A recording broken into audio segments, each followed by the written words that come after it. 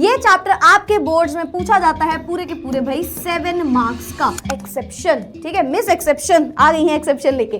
On what ground can you से कि जो अपना स्कैंडिनम है वो ट्रांजिशन है बट जो जिंक है वो ट्रांजिशन नहीं है। देखो ये chapter is full of exceptions. आप कोई एक्स्ट्रा पेन ले लो या फिर हाईलाइट करते हुए चलो, अंडरलाइन करते हुए चलना, क्योंकि the D and F block is full of exceptions only. भाई ये जो अंदर वाले इलेक्ट्रॉन्स हैं ये शील्ड की तरह, ऐसे शील्ड की तरह काम कर रहे हैं। भाई तुमको मैं अंदर नहीं आने दूंगा, तुम अंदर आना चाहते हो, नहीं बाहर निकलो। तो आपको कई बार बोलेगा कि यार ये कंपाउंड है, चलो इसका मैग्नेटिक मोमेंट निकाल के दिखाओ। तो जो भी उसके नंबर ऑफ अनपेयर्ड इलेक्ट्रॉन्स हो उसको रखना, देन n+2 अंडर रूट में लगा देना एंड यूनिट लगा दीजिएगा bore magnet. High melting point होगा और हाई बॉइलिंग पॉइंट होगा। बट क्वेश्चन आता है ऐसा क्यों? Hello everybody and welcome to Next Toppers. My name is Tapur Omar, your chemistry educator, your Miss Exception, and मैं आ चुकी एक नए वन शॉट लेक्चर के साथ। आज हम करने वाले हैं one shot of our chapter 4 which is D and F block. ये चैप्टर आपके बोर्ड्स में पूछा जाता है पूरे के पूरे भाई 7 मार्क्स का। इनऑर्गेनिक केमिस्ट्री का एक ऐसा चैप्टर जिससे क्वेश्चंस जो आएंगे वो काफी ज्यादा प्रेडिक्टेबल होते हैं। पूरा थ्योरी बेस्ड चैप्टर होता है ये कहीं ना कहीं, ऑफ कोर्स इनऑर्गेनिक का है, लेकिन साथ ही साथ हम इसको बहुत अच्छे से समझते हुए चलेंगे ताकि ये 7 नंबर तो अपने घर पे ही आए। ठीक है, तो इस टॉपिक को आज हम करने वाले हैं बहुत अच्छे से क्लियर, परफेक्टली क्लियर करने नहीं आए हो, याद रखना क्लियर करने आए हो। So let's get started with D and F block. सारी चीजें A to Z जानेंगे, क्या क्या इसमें इंपॉर्टेंट है और क्या क्या इसमें आ सकता है और किस चीज का क्या मतलब है, थोड़ा सा डिटेल में डेप्थ में जाके समझेंगे। ठीक है, let's get started with the chapter. सबसे पहले हमारी पीरियोडिक टेबल कुछ इस तरीके से दिखती है, जिसमें हमारे काम का इस चैप्टर में केवल ये डी वाला ब्लॉक और ये नीचे एफ वाला ब्लॉक है। ये जो डी ब्लॉक होता है इसका नाम होता है ट्रांजिशन एलिमेंट्स, या जैसे आप बोलते हो ट्रांजिशन मेटल्स। यहाँ पे सारे मेटल्स पाए जाते हैं। ठीक है, ट्रांजिशन क्यों होता है? क्योंकि मेटल से नॉन मेटल जो है अपना एस से पी ब्लॉक में जब आप मूव कर रहे हो तो ये कुछ चेंज ला रहे हैं, ट्रांजिशन चेंजेस, तो इसीलिए इनका नाम होता है ट्रांजिशन मेटल्स। अब इन ट्रांजिशन मेटल के अंदर दो मेटल होते हैं, एक होता है लैंथेनम, एक होता है एक्टिनम। एंड ये लैंथेनम के अंदर 14 लैंथेनॉइड्स होते हैं और एक्टिनम के अंदर 14 एक्टिनॉइड्स होते हैं, जिन्हें उठा के हम नीचे वाले ब्लॉक में रख देते हैं। क्वेश्चन ये आता है कि मैम इसको इस पीरियोडिक टेबल में ऊपर ही क्यों नहीं रखा गया? क्योंकि इनकी प्रॉपर्टीज बाकी सारे एलिमेंट से अलग दिख रही थी। ठीक है, इलेक्ट्रॉनिक कॉन्फिगरेशन, कई सारी सिमिलैरिटी भी थी बट कई सारे डिफरेंसेस पाए गए। ठीक है, तो इस वजह से इनको पीरियोडिक टेबल में एक अलग पोजिशन में बैठाया गया। ठीक है, तो ये होते हैं हमारे एफ ब्लॉक और एफ ब्लॉक का नाम होता है इनर ट्रांजिशन एलिमेंट्स या इनर ट्रांजिशन मेटल्स। ये नाम कहां से आया होगा? क्योंकि ये इस ट्रांजिशन के अंदर पाए जा रहे हैं। ठीक है, तो लैंथेनम के अंदर होते हैं 14 लैंथेनॉइड्स और एक्टिनम के अंदर होते हैं 14 एक्टिनॉइड्स। ठीक है, तो ये हमारा पीरियोडिक टेबल कुछ इस तरीके से दिख रही होती है। मूविंग फॉरवर्ड, नेक्स्ट आता है इसकी इलेक्ट्रॉनिक कॉन्फिगरेशन। बोर्ड्स में कई बार ये क्वेश्चन एक नंबर में डायरेक्ट पूछ लिया जाता है कि what will be the general electronic configuration of D block या फिर एफ ब्लॉक। तो इसकी इलेक्ट्रॉनिक कॉन्फिगरेशन आपको याद रखनी है। ठीक है, सबसे पहले डी ब्लॉक की इलेक्ट्रॉनिक कॉन्फिगरेशन होती है। देखो एक एटम कुछ ऐसा दिख रहा होता है, इसको हम बोलते हैं ये इसकी वैलेंस शेल। वैलेंस शेल मतलब आउटर मोस्ट शेल। इसके अंदर वाली शेल का नाम हम देते हैं पेनल्टीमेट शेल। पेनल्टीमेट शेल, ठीक है, और जो इसके भी अंदर पाई जाएगी वो होती है बेटा antepenultimate shell. Antepenultimate shell, ठीक है, यस मैम। अगर मैंने बोला कि जो पेनल्टीमेट शेल है वो है NS से हम शो कर रहे हैं, ठीक है, या मान लो N से शो कर रहे हैं, ठीक है, तो पेनल्टीमेट शेल N-1 से शो करोगे, है ना। मान लो मैंने इसको N से शो किया तो पेनल्टीमेट शेल हमारी यानी कि वैलेंस शेल के अंदर वाली शेल जो है वो N-1 से शो करेंगे एंड एंटी पेनल्टीमेट N-2 से शो करी जाएगी। ठीक है, क्यों बता रही मैम आप ये? क्योंकि देखो ये आपके लिए एस और पी के लिए काम आती है, ये आपके डी के लिए काम आती है और ये एफ ब्लॉक के एलिमेंट्स के लिए काम आती है। ठीक है, क्योंकि डी ब्लॉक के एलिमेंट्स आप यहाँ वाले शेल के पढ़ रहे होते हो, है ना, एंड एफ वाले आप इसके लिए पढ़ रहे होते हो। ठीक है, तो अगर मैं बोलूं डी ब्लॉक की इलेक्ट्रॉनिक कॉन्फिगरेशन बताइए तो क्या होती है भाई? इलेक्ट्रॉन कहां जाएगा? वैलेंस शेल में भी जाएगा और पेनल्टीमेट शेल में भी जाएगा, है ना। तो पेनल्टीमेट शेल में कैसे जाएगा? N-1 को हम बोलते हैं पेनल्टीमेट शेल। इसे d ऑर्बिटल से शो करोगे तो d और 1 से 10 इलेक्ट्रॉन क्योंकि d के अंदर जा सकते हैं तो 1 to 10 एंड फिर उसके बाद हमारे वैलेंस शेल में इलेक्ट्रॉन, ये वैलेंस शेल है, वैलेंस शेल में इलेक्ट्रॉन कितने जा सकते हैं? वैलेंस शेल में s ऑर्बिटल आएगी जिसमें 1 से 2 इलेक्ट्रॉन हो सकते हैं। तो इसकी इलेक्ट्रॉनिक कॉन्फिगरेशन क्या हो गई? N-1d 1 to 10, NS 1 to 2। ठीक है, अगर मैं F ब्लॉक की बात करूं तो उसमें क्या क्या आ जाएगा, पेनल्टीमेट शेल भी आएगी, एंटी पेनल्टीमेट शेल भी आएगी और साथ ही साथ अपनी वैलेंस शेल भी आएगी। तो इसकी इलेक्ट्रॉनिक कॉन्फ़िगरेशन क्या होगी भाई, सबसे पहले सबसे अंदर वाली शेल तो n-2, और ये कौन सी है, f ऑर्बिटल की बात हो रही होगी, तो n-2f। अब f कैसा होता है, 7 ऑर्बिटल्स होती है, मतलब टोटल 14 इलेक्ट्रॉन्स इसके अंदर जा सकते हैं ना। तो आप बोलोगे n-2f, f में कितने जा सकते हैं, 1 to 14 इलेक्ट्रॉन। फिर उसके बाद पेनल्टीमेट शेल में आओ, n-1d, d में कितने इलेक्ट्रॉन, मैम 10 जा सकते हैं, बट इसमें नहीं जाते, इसमें 0 या 1 इलेक्ट्रॉन ही जाता है d ऑर्बिटल में हमेशा। ठीक है, यस मैम, तो n-1d 0 to 1, और फिर उसके बाद ns जिसमें 1 या 2 इलेक्ट्रॉन जा सकता है, जनरली इसमें 2 ही इलेक्ट्रॉन जाते हैं। वापस से रिपीट कर दूं, f ब्लॉक में क्या होगा, n-2f 1 to 14 इलेक्ट्रॉन जा सकते हैं, देन बगल में n-1d जिसमें 0 to 1 इलेक्ट्रॉन जा सकते हैं, देन ns में 2 इलेक्ट्रॉन जाते हैं। ठीक है, 1 या 2 आप बोल सकते हो, जनरली 2 इलेक्ट्रॉन्स जाएंगे। ठीक है, तो ये आपको 2 ब्लॉक्स याद रखने हैं, डी ब्लॉक की और एफ ब्लॉक की इलेक्ट्रॉनिक कॉन्फ़िगरेशन। मूविंग फॉरवर्ड, अब एक एक की इलेक्ट्रॉनिक कॉन्फ़िगरेशन कर भी लेते हैं क्योंकि इससे भी क्वेश्चन 1 मार्किंग में पूछा जा सकता है। वैसे तो आपने 11th में पढ़ा होगा, पर फिर भी चलो, so let's do the electronic configuration for 3D series. ठीक है, अगर आप डी ब्लॉक में देखोगे बेटा तो क्या आ रहा है, 3D series, 4D series, 5D series and 6D series, 4 series होती हैं। ये होती है आपकी 3D, ये होती है 4D, 5D and 6D series. ठीक है, तो ये हमारे पास 4 सीरीज होती है डी ब्लॉक एलिमेंट्स में। ठीक है, 3D सीरीज की तो इलेक्ट्रॉनिक कॉन्फ़िगरेशन भाई दिमाग में रट लेनी है, क्योंकि इसकी इलेक्ट्रॉनिक कॉन्फ़िगरेशन से क्वेश्चन आए ना आए, पर इसकी इलेक्ट्रॉनिक कॉन्फ़िगरेशन से बहुत से कॉन्सेप्ट्स रिलेट कर जाएंगे अभी। ठीक है, तो चलो एक एक करके समझते हैं। स्कैंडियम कितना होता है, एटॉमिक नंबर होता है 21 से 30 तक यहाँ पे लिखा है। ट्रिक तो मैंने याद कराई थी, आई डोंट नो आपको याद हुई हो या ना हुई हो। शक्ति वी करो मन फेंको नी कूजन, बस इसको ऐसे याद रखना है, शक्ति वी करो मन फेंको नी कूजन, शक्ति वी करो मन फेंको नी कूजन। कोई अच्छी ट्रिक आती है तो उस तरीके से याद कर सकते हो, बट मुझे यही सबसे आसान लगती है। चलो भाई, स्कैंडियम की अगर मैं बात करूं तो 1s2 2s2 कितने इलेक्ट्रॉन भेज रहे हैं, 21, एटॉमिक नंबर 21 है। 1s2 2s2 2p6 3s2 3p6 4s2 3d1 है ना। देख लो 10 16 17 18 19 20 21 इलेक्ट्रॉन्स। ठीक है, अच्छा इसको मैं शॉर्ट फॉर्म में अगर लिखूं तो मैं यहां तक हटा के आर्गन लिख सकती हूँ, है ना भाई। नियरेस्ट नोबल गैस आती ही है यहाँ पे, तो आर्गन में 18 इलेक्ट्रॉन्स जाएंगे। देन उसके बाद मैं लिख सकती हूँ 4s2 3d1। Ma'am 3D series क्यों नाम दिया था आपने, क्योंकि हर इलेक्ट्रॉन लास्ट वाला 3D में ही जाएगा। तो 4D क्यों नाम होगा, क्योंकि सारे लास्ट 4D सीरीज के सारे इलेक्ट्रॉन जो लास्ट वाले होंगे वो 4D ऑर्बिटल में जा रहे होंगे। ठीक है, तो इस वजह से इनकी सीरीज का नाम होता है। ठीक है, चलो अब इसी तरीके से सबकी इलेक्ट्रॉनिक कॉन्फ़िगरेशन हो जाएगी, है ना। सेम एकदम, आर्गन यहाँ पे आ जाएगा 4s2, एक एक इलेक्ट्रॉन अब बढ़ाते जाओ, argon 4s2 3d3, argon 4s2 3d4, argon 4s2 3d5।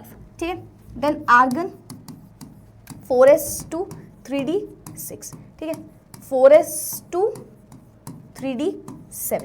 इस तरीके से करते करते हम हर एक में इलेक्ट्रॉनिक कॉन्फ़िगरेशन को मेंशन कर देंगे। ठीक है, 4s2 3d8 3d9 and 3d10, सभी में आर्गन। ठीक है, आप इस तरीके से इलेक्ट्रॉनिक कॉन्फ़िगरेशन कर सकते हो, आपको नंबर मिलेंगे। ठीक है, बहुत लोग सोचते हैं कि मैम ये आर्गन लिखने पे मिलेगा या नहीं, नंबर मिल जाएगा, कोई दिक्कत नहीं है। ठीक है, अच्छा लेकिन यहाँ पे मैंने 2 इलेक्ट्रॉनिक कॉन्फ़िगरेशन गलत लिखी है। अच्छा मुझे पता था, फिर भी मैंने गलत लिखी है, क्यों, ताकि आप इसको बहुत ध्यान से याद भी रख पाओ। यहाँ पे 2 इलेक्ट्रॉनिक कॉन्फ़िगरेशन जो गलत है उनमें से एक है हमारे पास क्रोमियम एंड दूसरा है हमारे पास copper. They both are exception. ठीक है, मिस एक्सेप्शन आ गई है एक्सेप्शन लेके, so both of them are exceptions. Chromium और कॉपर की इलेक्ट्रॉनिक कॉन्फ़िगरेशन हम सोचते हैं, हमारी रियल लाइफ में हम ऐसा सोचते हैं, ऐसा होना चाहिए, पर रियल लाइफ में ऐसा नहीं होता है। There is a difference between real life and real life, समझ रहे हो, बस वैसे ही है यहाँ पे। क्रोमियम और कॉपर की इलेक्ट्रॉनिक कॉन्फ़िगरेशन जैसे बोली जाती है, जैसी सोची जाती है, वैसे होती नहीं है, वो देखने में कुछ और होती है। क्यों मैम, और ऐसा कैसे हो सकता है, और क्या होती है डिफरेंट इलेक्ट्रॉनिक कॉन्फ़िगरेशन, तो ध्यान से देखना। अगर मैं इसकी ऑर्बिटल्स ड्रॉ कर दूं तो ये 4s होता है और ये आपका 3d होता है। ठीक है, ये हमारा 3d होता है। अगर मैं इसमें इलेक्ट्रॉन्स भेजना शुरू करूं तो यहाँ पे जाएंगे 2 इलेक्ट्रॉन, यहाँ पे 1 2 3 4। देखो कोई भी चीज अपने आप को अगर स्टेबल करना चाहती है तो उसके पास 2 रास्ते होते हैं। अगर किसी को खुद को स्टेबल करना है तो 2 चीजें होती हैं। नंबर 1, या तो उसके पास फुल्ली फिल्ड, अभी मैं डी ब्लॉक की केवल बात कर रही हूं, या तो फुल्ली फिल्ड डी ऑर्बिटल हो, ठीक है, या फिर कम से कम हाफ फिल्ड डी ऑर्बिटल हो जाए, हाफ फिल्ड डी ऑर्बिटल हो जाए। तो अगर कोई खुद को स्टेबल करना चाहता है तो या तो फुल्ली फिल्ड होना चाहिए उसे, या तो हाफ फिल्ड एटलीस्ट होना चाहिए। तो ये डी वाली जो ऑर्बिटल है बोलेगा अरे भाई तुम अगर मुझे एक इलेक्ट्रॉन दे दो, एस ऑर्बिटल से बोलेगा अगर तुम मुझे एक इलेक्ट्रॉन दे दो तो तुम भी खुश और मैं भी खुश, क्योंकि तुम भी हाफ फिल्ड मैं भी हाफ फिल्ड और हम दोनों स्टेबल हो जाएंगे। तो इस कहानी की वजह से, सिर्फ इस कहानी की वजह से यहाँ पे क्या हो जाएगा, यहाँ पे हमारे पास इसकी इलेक्ट्रॉनिक कॉन्फ़िगरेशन कुछ ऐसी दिखेगी। चलो उसकी इलेक्ट्रॉनिक कॉन्फ़िगरेशन कैसी दिखेगी कि ये एक इलेक्ट्रॉन यहाँ पे आ जाएगा, यहाँ पे आ जाएगा, ठीक है, और यहाँ से एक इलेक्ट्रॉन हम हटा देंगे। तो यानी कि इन शॉर्ट मैम ये बोल रही है कि ये हो जाएगा आपका, ये हो जाएगा 4s1 3d5।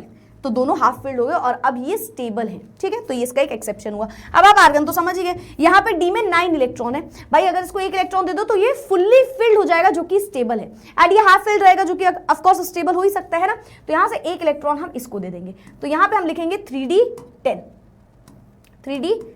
और यहाँ पे हम लिखेंगे 4s1। कोई पूछे ऐसा क्यों होता है, क्यों होते हैं ये एक्सेप्शंस, क्यों आए एक्सेप्शंस, कोई बोले क्यों आए भाई, तो आप बोलोगे क्योंकि ये होना चाहते हैं स्टेबल। तो स्टेबल इलेक्ट्रॉनिक कॉन्फ़िगरेशन लेने के चक्कर में ये एक एक इलेक्ट्रॉन एस ऑर्बिटल से ले रहे होते हैं, ठीक है। तो ये होता है इनका 2 एक्सेप्शन।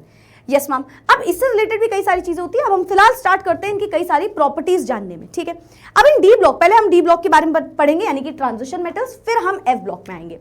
पहला इनका प्रॉपर्टी होती है कि यार ये जो पूरा डी ब्लॉक आप देख रहे हो इसमें कई सारे मेटल्स होते हैं, इंपॉर्टेंट मेटल्स होते हैं, तभी तो हम इन्हें पढ़ रहे होते हैं। जैसे कि गोल्ड हो गया, सिल्वर हो गया, कॉपर हो गया, प्लैटिनम हो गया, महंगे मेटल्स, इंपॉर्टेंट मेटल्स सब यहाँ पे पाए जाते हैं डी ब्लॉक में। तो इनकी स्टडी करना इज वेरी इंपॉर्टेंट, ठीक है। लेकिन इस डी ब्लॉक में ये जो मेटल्स बैठे हैं इनको हम बोलते हैं they are non transition. Zinc, cadmium, mercury, copernicium, इनको हम बोलते हैं they are non transition element. लेकिन हम ऐसा क्यों बोलते हैं भाई, अगर वो डी ब्लॉक में बैठे हैं तो वो ट्रांजिशन होने चाहिए, पर हमने कहा नहीं। ऐसा क्यों?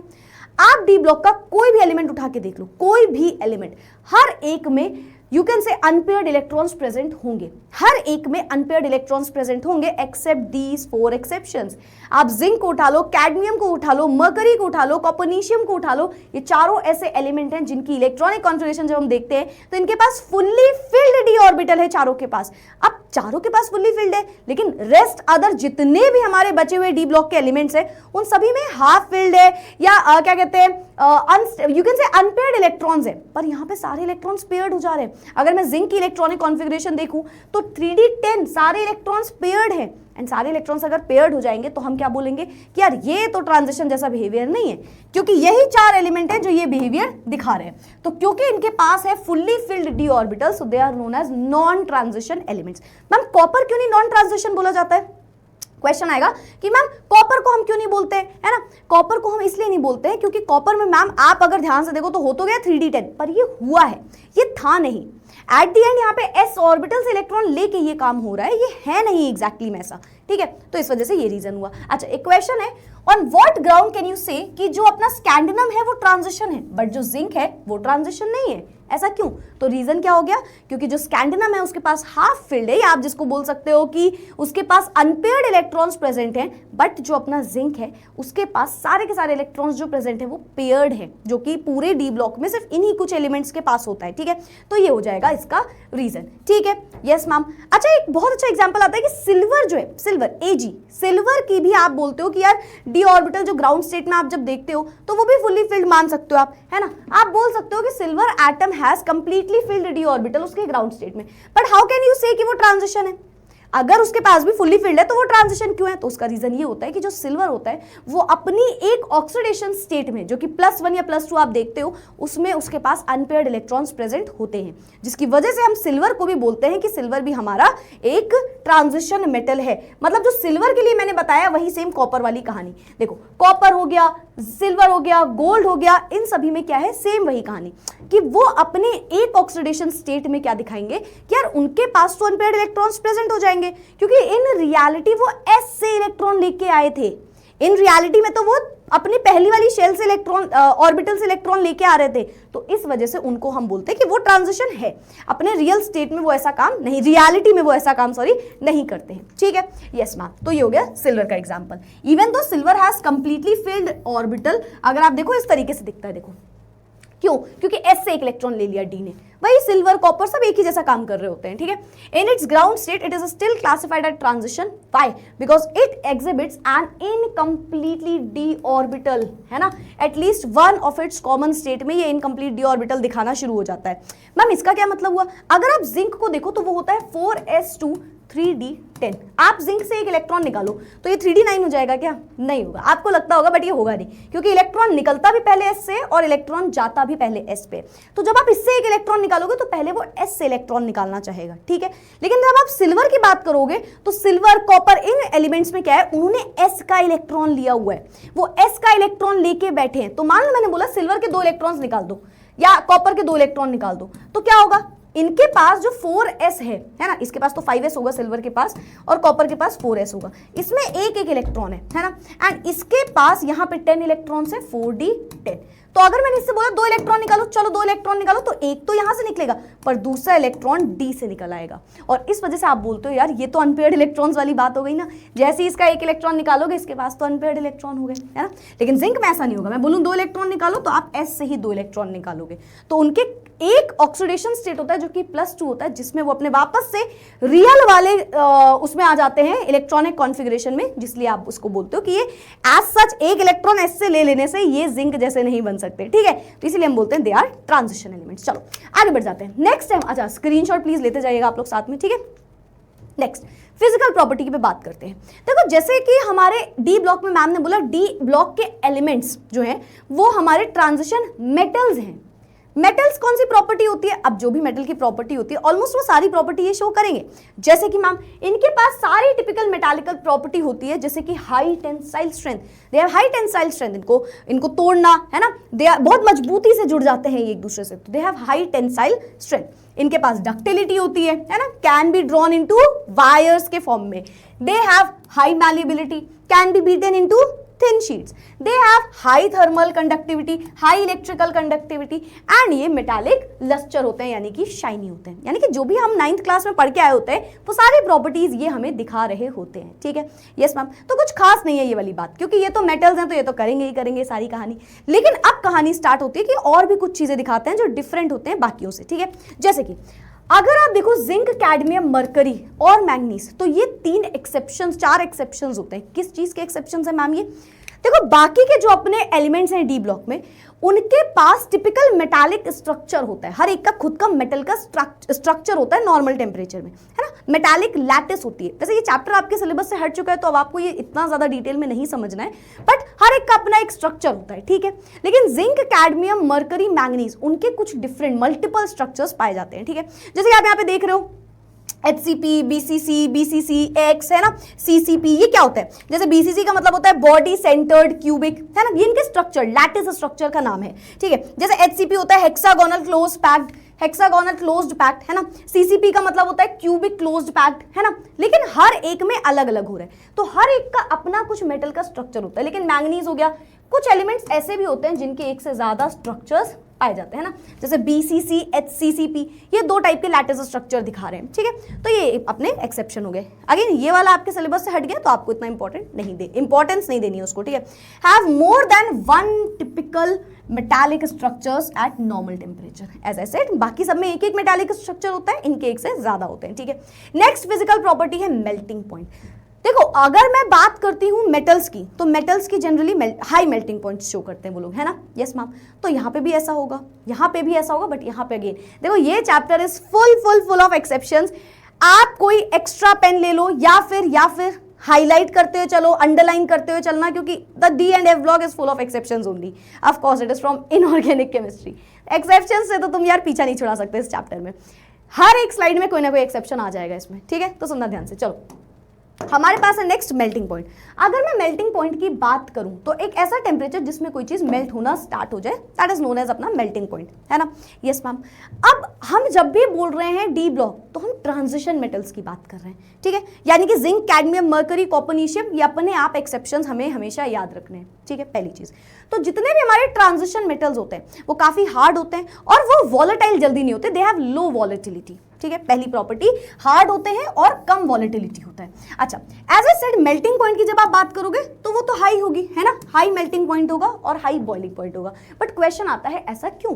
तो हमेशा याद रखना जो अपने डी ब्लॉक के एलिमेंट्स हैं यानी कि ट्रांजिशन एलिमेंट्स हैं उनके पास होते हैं अनपेयर्ड इलेक्ट्रॉन्स। अनपेयर्ड इलेक्ट्रॉन्स जो होते हैं वो बॉन्ड बनाना चाहते हैं। क्या बनाना चाहते हैं? बॉन्ड बनाना चाहते हैं।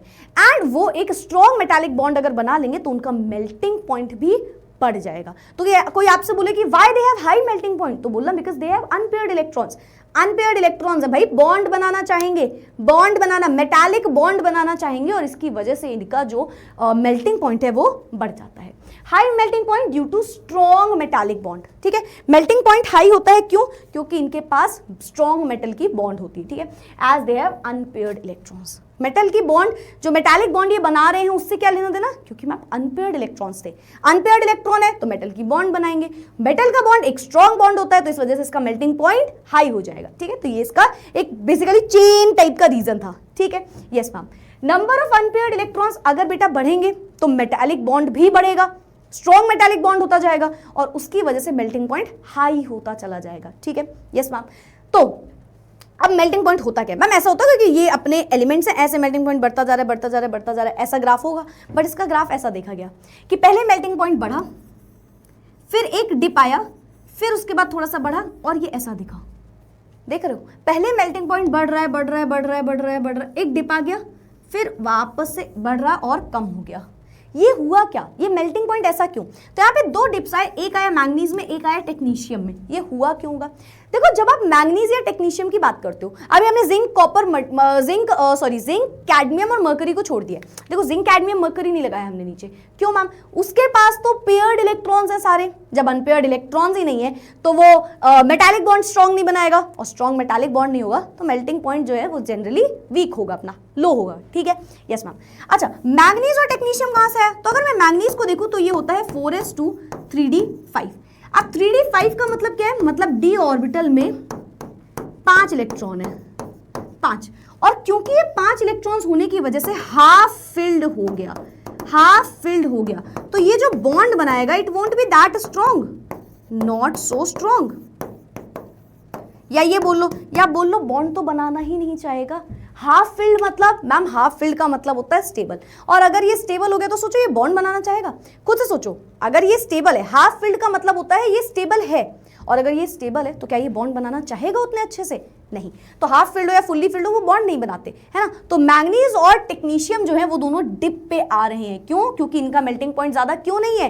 क्यों नहीं है? क्योंकि मैम यहाँ पे आप बोल सकते हो कि इन दोनों में ही अनपेयर्ड इलेक्ट्रॉन्स तो हैं, बट वो अनपेयर्ड इलेक्ट्रॉन्स जो है वो स्टेबल इलेक्ट्रॉनिक कॉन्फ़िगरेशन दिखा रहे हैं। ठीक है, चलो। So number of unpaired electrons जैसे जैसे बढ़ेंगे इंक्रीज करेगा अपना melting boiling point, maximum at a point then decrease करेगा मेल्टिंग पॉइंट। एक्सेप्शन यहाँ पे मैंगनीज और टेक्नीशियम है। तो पहले मेल्टिंग पॉइंट बढ़ता है, बढ़ता है, बढ़ता है, ठीक है, फिर जैसे जैसे नंबर ऑफ इलेक्ट्रॉन्स बढ़ते जा रहे हैं, यहाँ आया, यहाँ आया, फिर उसके बाद थोड़ा थोड़ा कम होने लग गया। ठीक है, क्यों? क्योंकि फिलिंग स्टार्ट हो जाती है। अच्छा, आप सोच रहे हो कि मैम ये क्यों हुआ?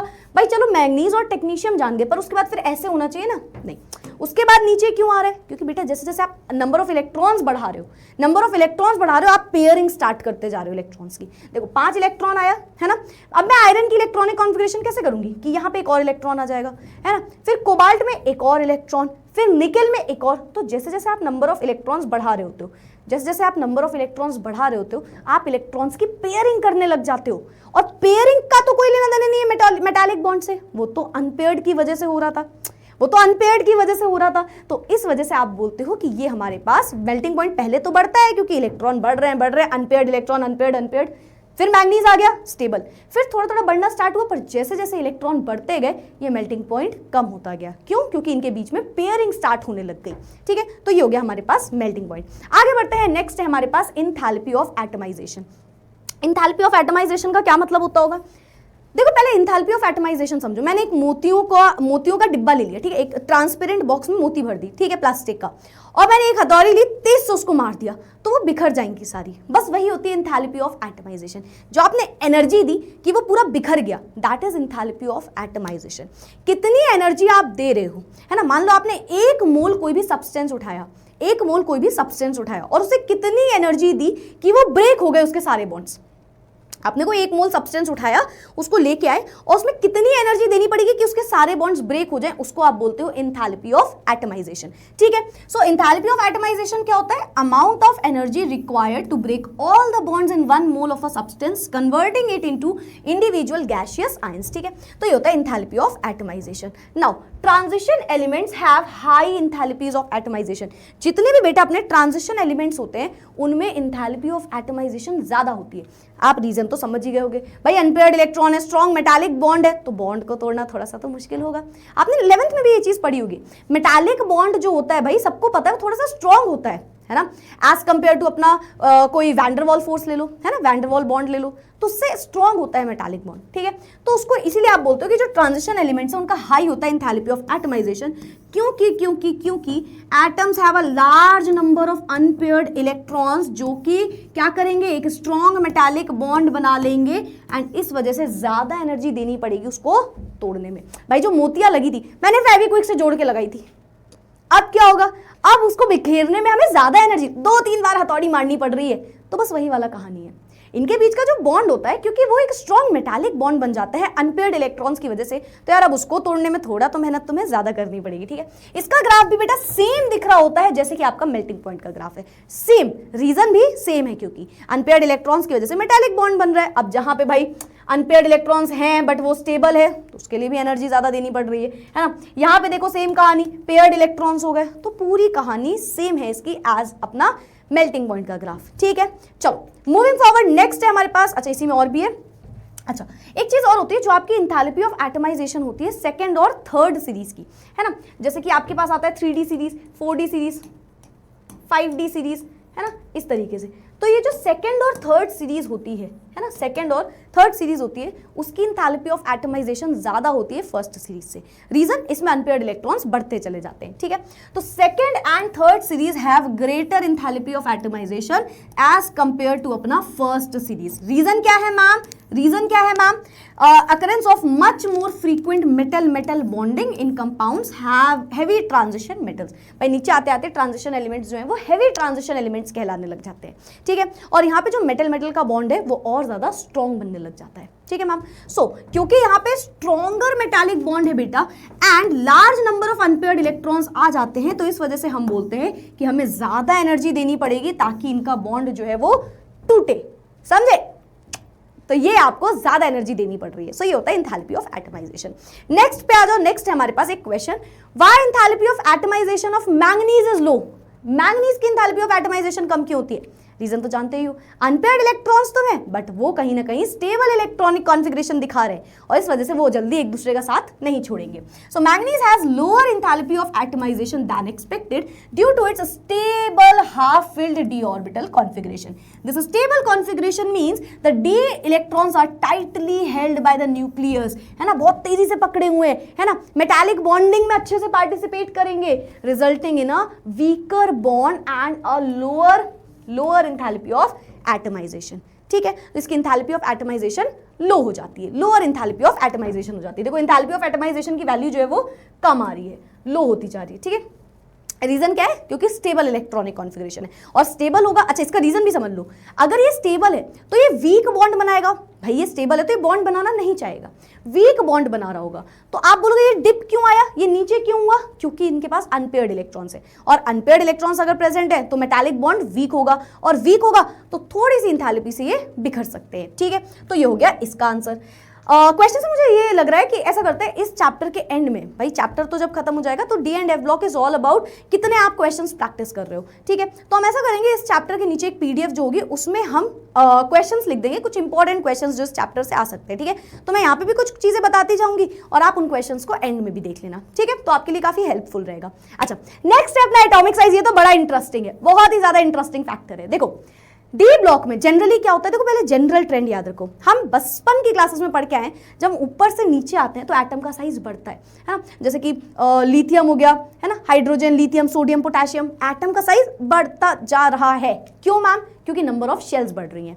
अगर मैं लेफ्ट टू राइट बात करूं तो एटम का साइज कम होता चला जाता है ना, जैसे कि beryllium, boron, carbon, nitrogen, oxygen, fluorine. जैसे जैसे आप आगे बढ़ रहे हो एटम का साइज कम होता जाता है। रीजन क्या होता है इसका? मैम शेल्स कम हो रही होती है? नहीं नहीं नहीं, यहाँ पे रीजन ये होता है कि न्यूक्लियर चार्ज बढ़ रहा होता है। न्यूक्लियस का चार्ज बढ़ता है तो एटम का साइज लेफ्ट टू राइट कम होता है और टॉप टू बॉटम इंक्रीज करता है। लेकिन जब मैं डी ब्लॉक के एलिमेंट्स की बात करती हूं तो यहां पे एक सिग्निफिकेंट चेंज दिखता है, बढ़िया एक्सेप्शन दिखता है कि जब हम लेफ्ट टू राइट जाते हैं ना तो एटम का साइज आपने क्या बोला, डिक्रीज करता है। हाँ करेगा करेगा, लेकिन एक टाइम बाद सेम हो जाएगा, कांस्टेंट। इतना ही नहीं, रुको जरा सब्र करो, एक पॉइंट के बाद वो इंक्रीज भी करेगा। तो एटॉमिक साइज पहले डिक्रीज करता है, फिर कांस्टेंट होता है और फिर इंक्रीज करता है। लेकिन इन सबका रीजन नहीं समझ में आता, तो चलो समझते हैं। मान लो मैंने कोई डी ब्लॉक के एलिमेंट लिख दिए, जैसे कि scandium, titanium, vanadium, chromium, manganese, iron, cobalt, nickel, copper, zinc. अब इन एलिमेंट्स में क्या होगा, पहले एटम का साइज जैसा आपने सोचा था वही होगा, एटम का साइज जो है वो डिक्रीज कर जाएगा। मैं इसे लिख दूं एटॉमिक साइज डिक्रीजेस, बट एक पॉइंट के बाद वो कांस्टेंट हो जाएगा।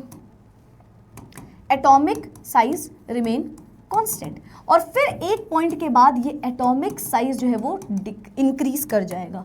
लेकिन ऐसा हुआ क्यों होगा मैम, ऐसा हुआ क्यों होगा? तो देखो, जैसे जैसे आप स्कैंडियम से मैंगनीज की तरफ जा रहे हो, आप इलेक्ट्रॉन बढ़ाते जा रहे हो, अनपेयर्ड अनपेयर्ड अनपेयर्ड इलेक्ट्रॉन्स, है ना। तो वहां पे हो क्या रहा है, वहां पे बेटा लेफ्ट टू राइट जाने में जो अभी मैम ने बताया न्यूक्लियर चार्ज इंक्रीज कर रहा है।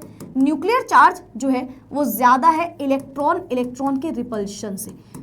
इलेक्ट्रॉन बढ़ता जा रहा है, पर न्यूक्लियर का जो चार्ज है, न्यूक्लियस भी तो अपना कुछ चार्ज और फोर्स ऑफ अट्रैक्शन लगा रहा है, इलेक्ट्रॉन्स की तरफ खींच रहा है तेज से, तो इलेक्ट्रॉन्स उसकी तरफ आ रहे हैं, तो एटम का साइज डिक्रीज कर रहा है ग्रेजुअली। जैसे ही हम मैंगनीज के आगे बढ़े, आप सुनना क्या होगा, जैसे जैसे आप मैंगनीज के आगे बढ़ोगे आप पेयरिंग स्टार्ट कर रहे हो इलेक्ट्रॉन्स की। भाई मैंगनीज क्या है, डी में 5 इलेक्ट्रॉन चले गए, और आयरन क्या है, डी में 6 इलेक्ट्रॉन जाएगा और पेयरिंग स्टार्ट कर देगा। जैसे जैसे हम पेयरिंग स्टार्ट करवाते हैं, पेयरिंग जैसे ही होने लग जाती है, हम बोलते हैं इलेक्ट्रॉन आपस में धक्का मुक्की कर रहे हैं यार, रिपल्शन शो कर रहे हैं। तो आगे बढ़ते बढ़ते 1 इलेक्ट्रॉन गया, 2 इलेक्ट्रॉन गया, 3 इलेक्ट्रॉन गया, तो जितना न्यूक्लियर चार्ज है उतना ही इलेक्ट्रॉन रिपल्शन कर रहे हैं। देखो इलेक्ट्रॉन आपस में धक्का दे रहे हैं कि यार हटो हटो हटो, तो एटम का साइज बढ़ रहा है, और न्यूक्लियस उसे खींच रहा है, इधर आओ मेरे पास आओ, तो एटम का साइज डिक्रीज कर रहा है। और ये दोनों चीजें क्योंकि बराबर होती हैं इस टाइम पे, तो हम बोलते हैं यहाँ पे एटॉमिक साइज जो है वो कांस्टेंट हो गया थोड़े टाइम के लिए। ठीक है, अब जैसे ही आपने कॉपर में जंप किया, कॉपर में क्या होगा, 3D9, मतलब जनरली वैसे तो 3D10 हो जाता है, पर 3D9 में भी क्या है, मतलब इलेक्ट्रॉन्स की पेयरिंग बहुत ज्यादा हो गई। भाई इधर 1 इलेक्ट्रॉन, फिर दूसरा इलेक्ट्रॉन, तीसरा इलेक्ट्रॉन, चौथा इलेक्ट्रॉन भी पेयर हो चुका है, 5वां भी ऑलमोस्ट हो गया है पेयरिंग। तो यहाँ पे पेयरिंग स्टार्ट हो जाती है, और इतना ज्यादा पेयरिंग होती है तो न्यूक्लियस तो कह रहा है इधर आओ मेरे पास आओ इलेक्ट्रॉन्स, पर इलेक्ट्रॉन आपस में धक्का मुक्की में लगे हुए हैं, इनके बीच में हो रहा है बहुत ज्यादा रिपल्शन। तो यहाँ पे क्या होता है, जो इलेक्ट्रॉन का रिपल्शन होता है बेटा, वो बढ़ जाता है न्यूक्लियर चार्ज से। इस न्यूक्लियर चार्ज को आप कई जगह लिखा हुआ देखोगे, Z इफेक्टिव, ऐसे इसको बोलते हैं बेटा इफेक्टिव न्यूक्लियर चार्ज। ठीक है, तो आपसे कोई बोले ये एटॉमिक साइज का जरा बताना क्या लेना देना है, इसे एटॉमिक रेडियस भी बोला जा सकता है। तो लेफ्ट टू राइट पहले एटम का साइज डिक्रीज करेगा, क्यों, क्योंकि न्यूक्लियर चार्ज बढ़ रहा होगा, जनरल जो ट्रेंड होता है, बट एक पॉइंट के बाद ये कांस्टेंट हो जाएगा, क्यों, क्योंकि इलेक्ट्रॉन पेयरिंग हो रही है ना, तो वो रिपल्शन कर रहे हैं आपस में। फिर इतना ही नहीं, लास्ट में जाते जाते ये एटॉमिक साइज जो है वो इंक्रीज कर जाएगा। क्यों इंक्रीज करेगा, क्योंकि नंबर ऑफ अनपेयर्ड इलेक्ट्रॉन्स बढ़ते जा रहे हैं, जिसकी वजह से नंबर ऑफ पेयर्ड इलेक्ट्रॉन्स बढ़ते जा रहे हैं, जिसकी वजह से धक्का मुक्की बढ़ रही है, इलेक्ट्रॉन्स में रिपल्शन। इस बार न्यूक्लियस का चार्ज लग रहा था ना, इफेक्टिव न्यूक्लियर चार्ज लग रहा था ना, इलेक्ट्रॉन्स कहते हैं भाई मैं नहीं लगने दूंगा, ठीक है, मेरा रिपल्शन ज्यादा है, तो वो बढ़ जाता है और इस वजह से ये हो जाता है। तो इसका ग्राफ कुछ ऐसा दिखता है, पहले atomic size decrease decrease decrease decrease, constant, थोड़ा सा इंक्रीज, ये होता है इसका ग्राफ, और सेम आपको बाकी की सीरीज में भी देखने को मिलता है। ठीक है, तो पहले डिक्रीज करेगा, फिर कांस्टेंट होगा और फिर इंक्रीज कर जाएगा। ठीक है, तो जो लैंथेनाइड कॉन्ट्रैक्शन है refers to gradual decrease in the atomic and ionic radii of lanthanide elements as the atomic number increases from lanthanum to lutetium. अभी इसमें हम वापस आएंगे, लैंथेनम कॉन्ट्रैक्शन कहाँ से आ गया। ठीक है, अच्छा इस वाली लाइन में हम वापस आएंगे, आई गेस आप ये चीज समझ गए। तो ये एटॉमिक रेडियस होता है। ठीक है, initially decreases then remain constant and फिर इंक्रीज करता है। वो लैंथेनाइड कॉन्ट्रैक्शन क्यों है यहाँ पे समझना। अब टॉप टू बॉटम आने पे, जैसे हमने लेफ्ट टू राइट का ट्रेंड पढ़ा, वैसे ही टॉप टू बॉटम में मैम ने क्या बोला था कि एटम का साइज इंक्रीज करता है। क्यों करता है मैम, अरे यार नंबर ऑफ शेल्स बढ़ रही थी ना। ठीक है, यहाँ पे भी एक्सेप्शन है, यहाँ पे भी एक्सेप्शन है। जिरकोनियम और हॉफनियम को देखो, ऐसा जिरकोनियम लगा है, उसके नीचे हॉफनियम लगा है, पर एटॉमिक साइज इंक्रीज होने की जगह, कांस्टेंट होने की जगह डिक्रीज हो गया। टॉप टू बॉटम आते टाइम एटम का साइज बढ़ता है, जो हमेशा होता है क्योंकि नंबर ऑफ शेल्स बढ़ रही होती है। बट जिरकोनियम और हॉफनियम एक ऐसा एक्सेप्शन है कि एटम का साइज बढ़ना तो तुम छोड़ो, कांस्टेंट भी छोड़ो, कम हो रहा है भाई साहब। लेकिन ऐसा क्यों? तो इसका रीजन लिखना, लैंथेनॉइड कॉन्ट्रैक्शन। अब ये नई चीज क्या है, लैंथेनॉइड कॉन्ट्रैक्शन क्या होता है? देखो पहले देखो, हॉफनियम और जिरकोनियम आ कह रहे हैं पीरियोडिक टेबल में।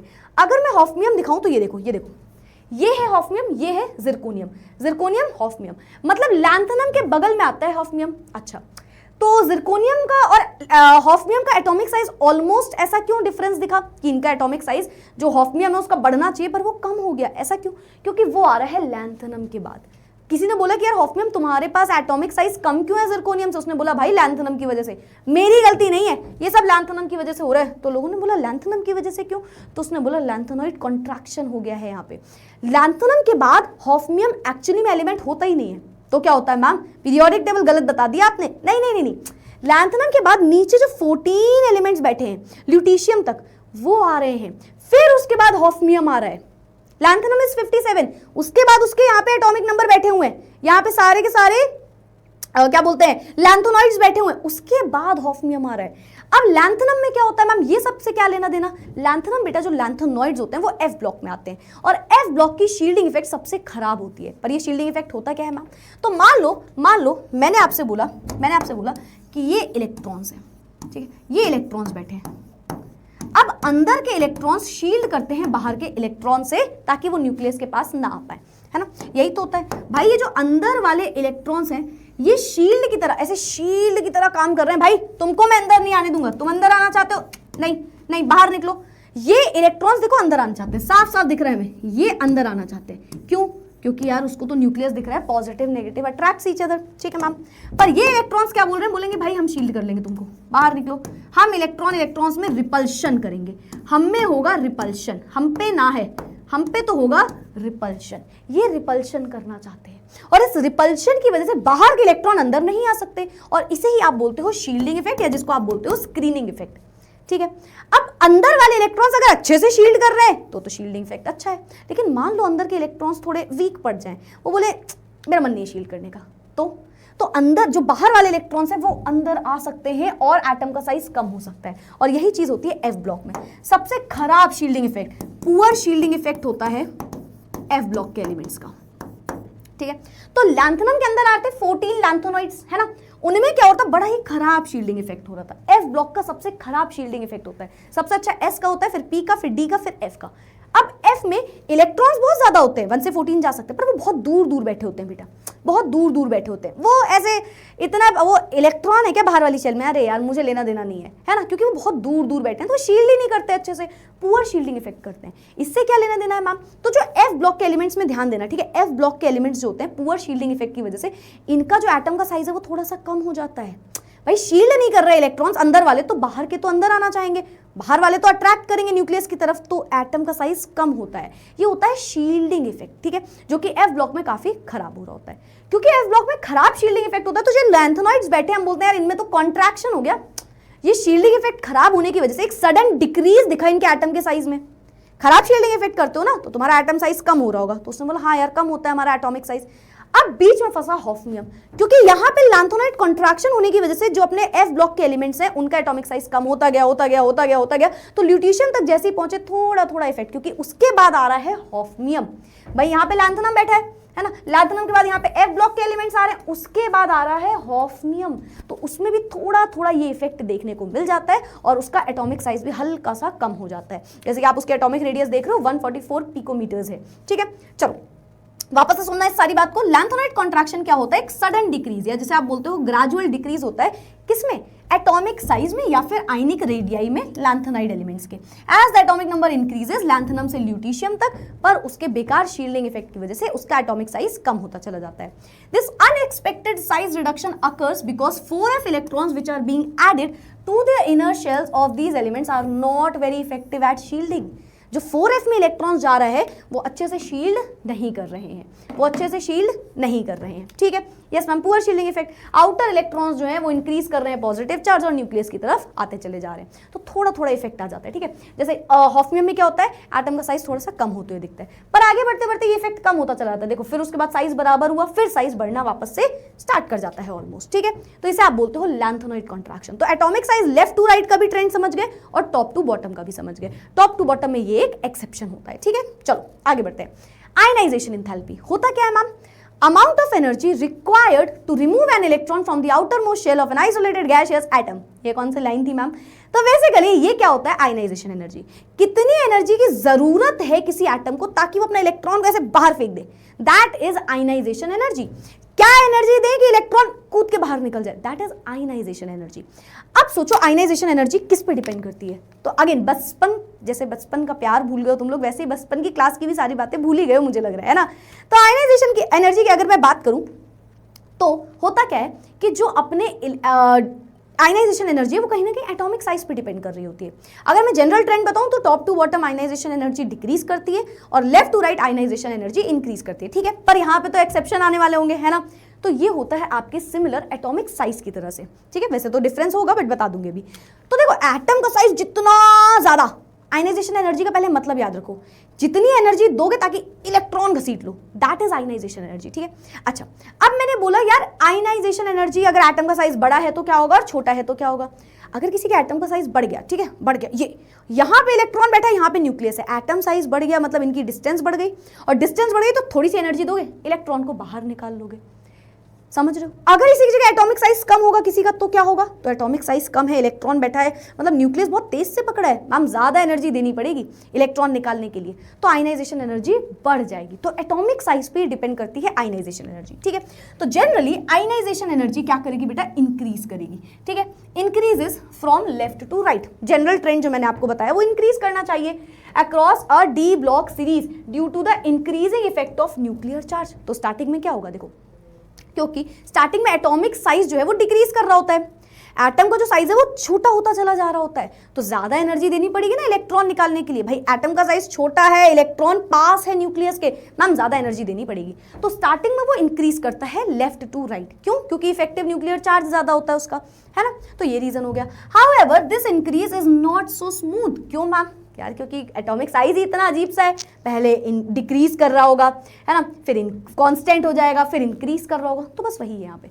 तो एक पॉइंट पे ये भी कांस्टेंट हो जाएगी आयनाइजेशन एनर्जी, है ना, सॉरी, तो एक पॉइंट पे ये भी कांस्टेंट हो जाएगी with some irregularities due to factors like electronic configuration, है ना, जैसा कि आपको अभी बताया गया था, ठीक है।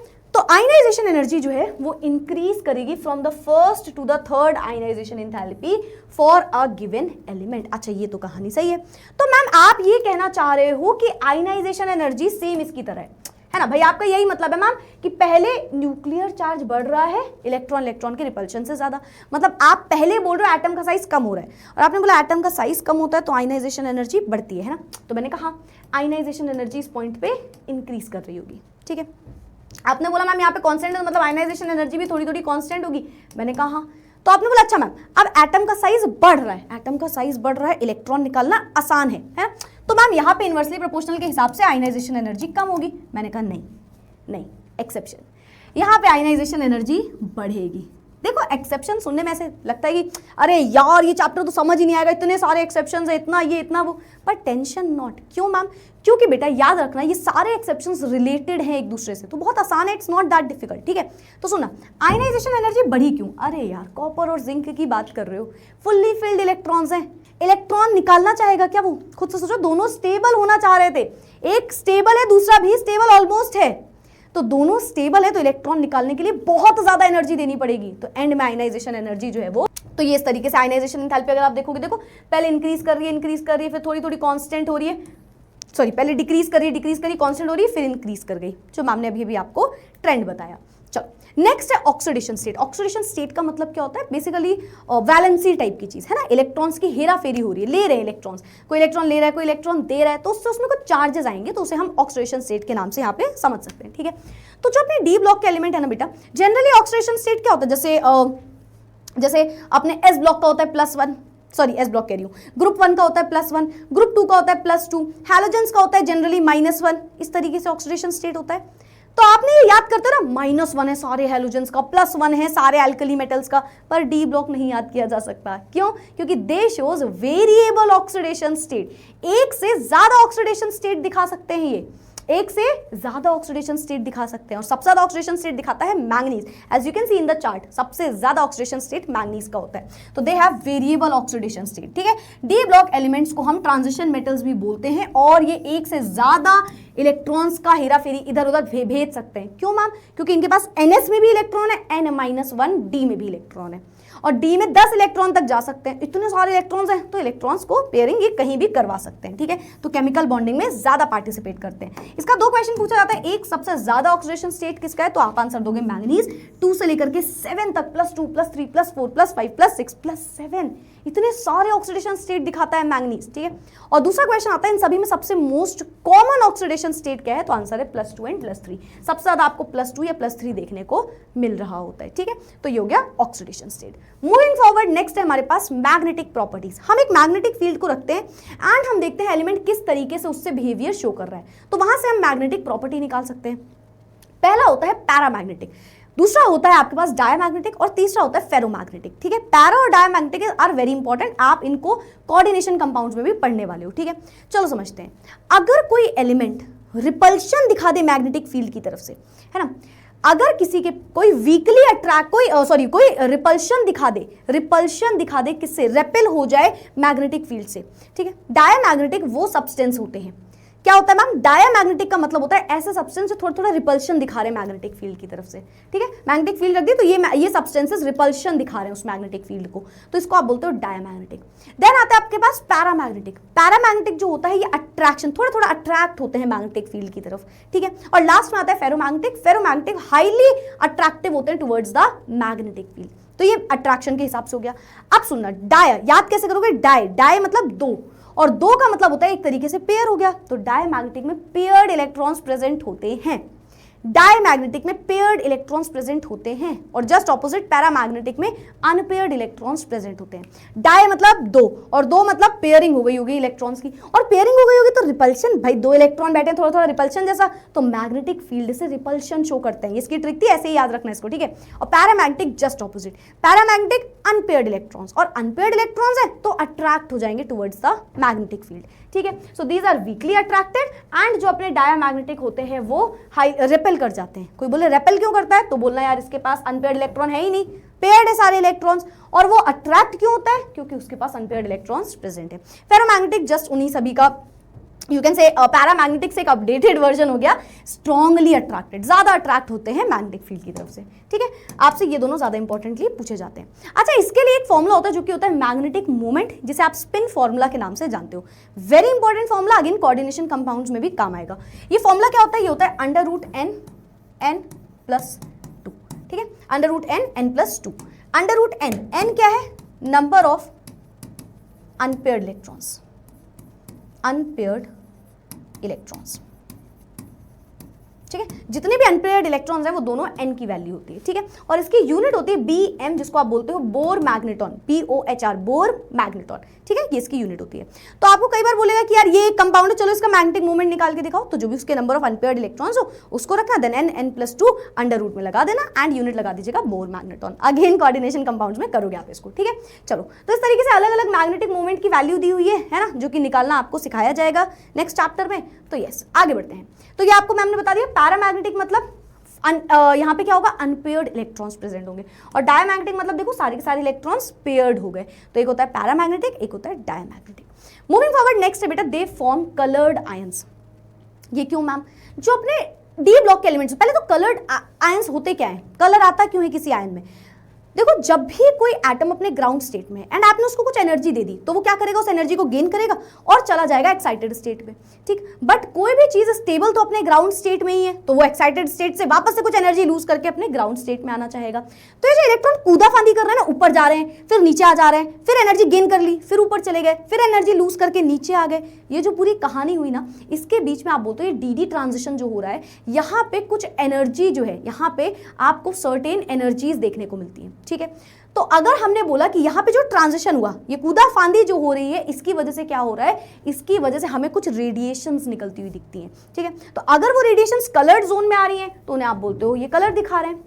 भाई कूदा फांदी हो रही है, कुछ रेडिएशंस निकल रही हैं, वापस आ रहा है, वापस जा रहा है, तो कोई रेडिएशंस निकल रही हैं। एंड अगर ये कलर्ड स्टेट में आ रही है, कलर्ड फॉर्म में निकल रही है, तो हमें कलर देखने को मिल जाता है, ठीक है। तो यहाँ पे क्या होता है, यहाँ पे डीडी ट्रांजिशन होता है। अगेन बेटा कोऑर्डिनेशन कंपाउंड्स में आप ये पॉइंट को डिटेल में समझोगे, ठीक है।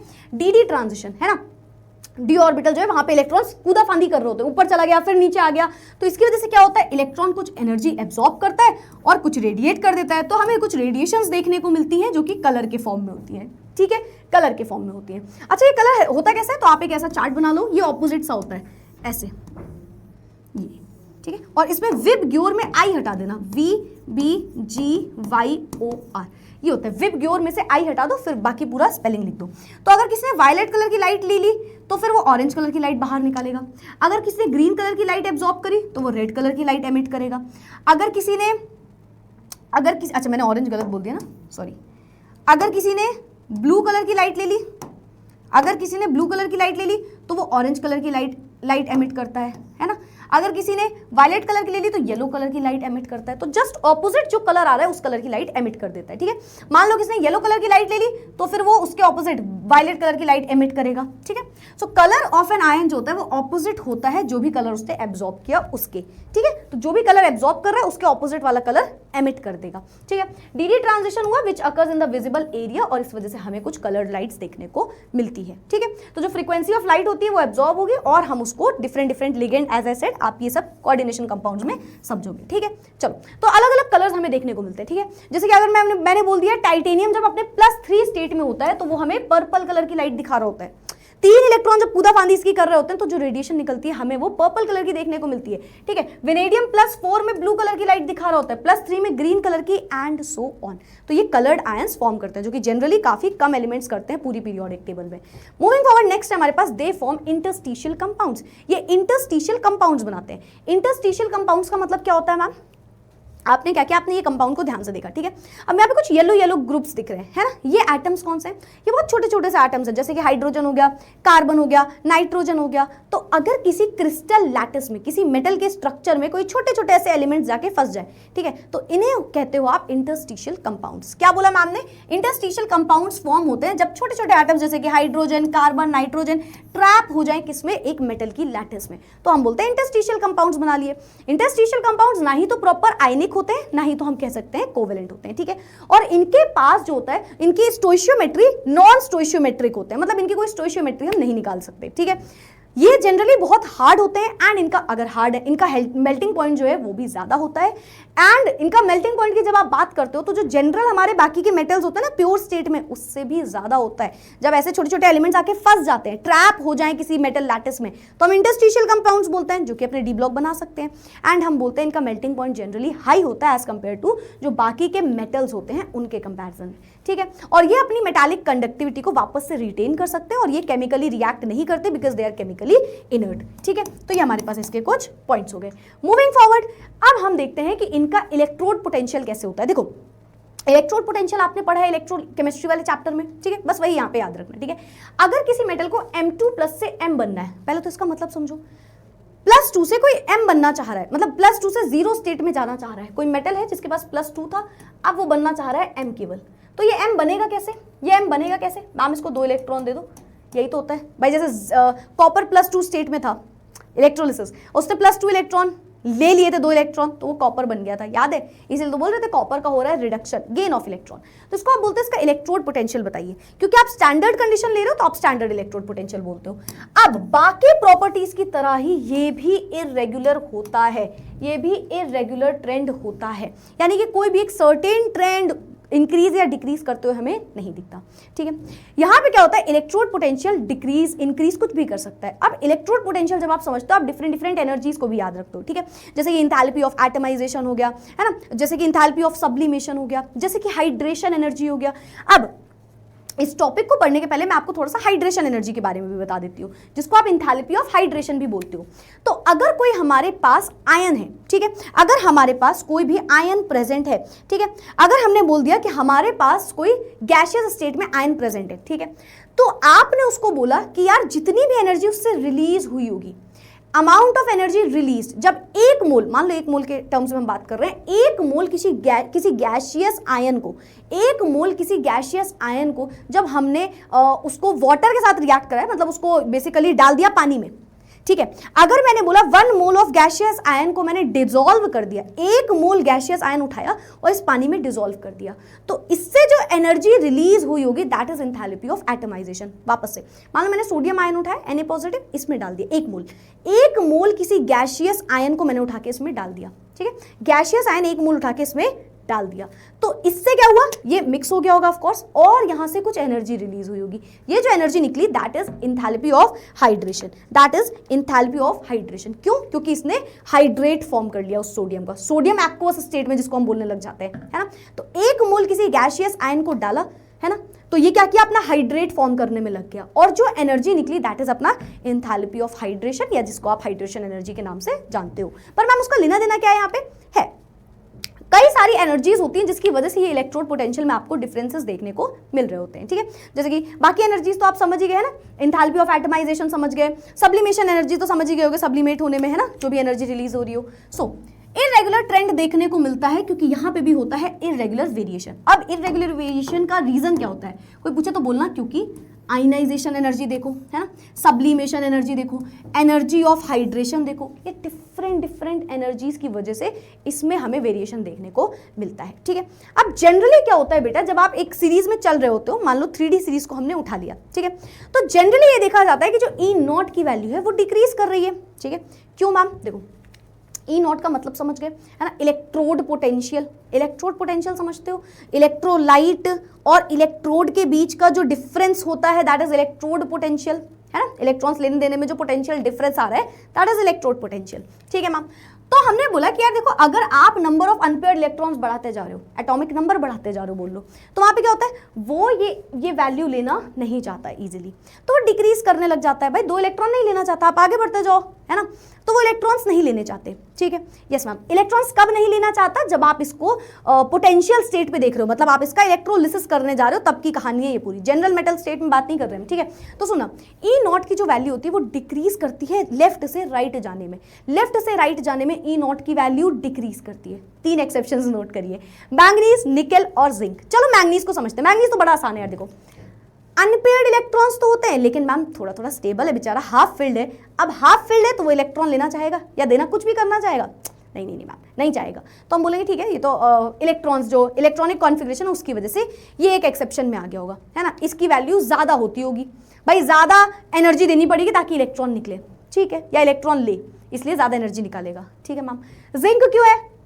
क्या बात कर रहे हो यार मैम, मैंगनीज अगर हाफ फील्ड होकर स्टेबल है तो बेचारा अपना जिंक तो फुल्ली फील्ड है ना, तो प्रॉपर स्टेबल है, तो उससे तो मैम आप भूल जाओ, उसकी भी इलेक्ट्रोड पोटेंशियल या रिडक्शन पोटेंशियल ज्यादा वैल्यू होगी। अच्छा निकेल क्यों? तो निकेल का याद रखो हाइड्रेशन एनर्जी होता है। 2-3 एक्सेप्शंस में से 2 एक्सेप्शंस तो समझ गए, पर निकेल को समझो, ठीक है। वापस मैं पूरा रीड करने जा रही हूँ, सुनना ध्यान से। E0 value decreases from left to right, जैसा मैम ने आपको बताया। क्या एक्सेप्शन है? मैंगनीज, निकेल और zinc have higher values than expected. क्यों? क्योंकि देखो हाफ फील्ड और कंप्लीटली फील्ड हो गए मैंगनीज और जिंक, ठीक है, 3D orbital in case of Mn+2 and Zn+2, ठीक है। तो ये तो हम समझ गए, इन्होंने बहुत ज़्यादा एनर्जी भाई बाहर निकालनी है, तो ये तो डिक्रीज नहीं कर रही होगी, इसका तो रिडक्शन पोटेंशियल या इलेक्ट्रोड पोटेंशियल कम तो नहीं होगा मैम। एंड बेटा, एंड अगर आपसे कोई बोले बेटा निकेल क्यों, तो आप बोलना क्योंकि उसके पास जो हाइड्रेशन एनर्जी है, जो एंथैल्पी ऑफ हाइड्रेशन है, वो काफ़ी ज़्यादा नेगेटिव है। एंथैल्पी ऑफ हाइड्रेशन होता क्या है बेटा, अभी समझे, है ना, 1 मोल गैसियस आयन को हमने क्या किया, पानी में डाल दिया, है ना, तो वो अपना हाइड्रेट फॉर्म करने लग गया और कुछ एनर्जी निकली। क्योंकि एनर्जी बाहर निकल रही है तो हम बोलेंगे हाइड्रेशन एंथैल्पी मतलब एक्सोथर्मिक होती है जनरली, हाँ मैम, और एक्सोथर्मिक की वैल्यू नेगेटिव होती है। तो जो अपना निकेल है, निकेल की जो निकेल की जो हाइड्रेशन एंथैल्पी होती है वो काफ़ी ज़्यादा नेगेटिव होती है, और इस वजह से हम बोलते हैं ये एक एक्सेप्शन है कि इतनी ज़्यादा, क्योंकि बाकी सारी energies, hydration energy, ionization energy, sublimation energy, इतनी सारी एनर्जीज से ही तो डिफरेंसेस में आ रहा था इलेक्ट्रोड पोटेंशियल में, चेंजेस आ रहे थे, तो इस वजह से इसका ये रीजन हो गया। इंथैल्पी ऑफ हाइड्रेशन ज्यादा होने की वजह से यहाँ पे इसका भी इलेक्ट्रोड पोटेंशियल ज्यादा होता है। Highest oxidation state of metals is exhibited by oxides and fluorides. इस लाइन को नोट करिएगा, ये यहाँ पे नहीं है बट ये काफी इंपॉर्टेंट लाइन, ठीक है।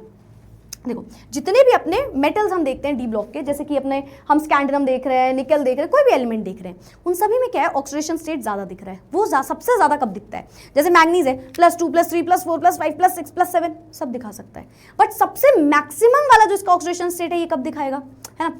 ये तो एक एग्जांपल हो गया। वैसे आप कोई भी एलिमेंट उठा लो, वो +2 +3 +4 दिखा रहा है, मान लो 3 ऑक्सीडेशन स्टेट, तो सबसे हाईएस्ट जो उसका ऑक्सीडेशन स्टेट है वो किसके साथ दिखाएगा, तो आप बोलोगे मैम ऑक्साइड्स या फिर फ्लोराइड के साथ। जितने भी डी ब्लॉक के एलिमेंट हैं वो डिफरेंट ऑक्सीडेशन स्टेट दिखाते हैं, और सबसे मैक्सिमम वाला ऑक्सीडेशन स्टेट वो ऑक्साइड या फिर फ्लोराइड के साथ दिखा रहे होते हैं। ऐसा क्यों, क्योंकि ऑक्साइड्स और फ्लोराइड्स की इलेक्ट्रोनेगेटिविटी ज्यादा होती है, उनके पास टेंडेंसी होती है इलेक्ट्रॉन्स को अपनी तरफ खींच लेने की, तो अनपेयर्ड इलेक्ट्रॉन देखते ही वो खींच लेंगे। तो आपसे कोई बोले कि ऑक्सीडेशन स्टेट ज्यादा कौन दिखाता है, सबसे ज्यादा कौन से वाले एलिमेंट के साथ दिखाएंगे ये एलिमेंट्स, तो आप बोलोगे मैम ऑक्साइड्स या फिर फ्लोराइड्स के साथ, ठीक है। चलो खैर अपने वापस आते हैं हम इस पे, मेटल ने अगर इलेक्ट्रॉन गेन कर लिए, ठीक है, रिडक्शन पोटेंशियल की बात कर रहे हैं, ठीक है।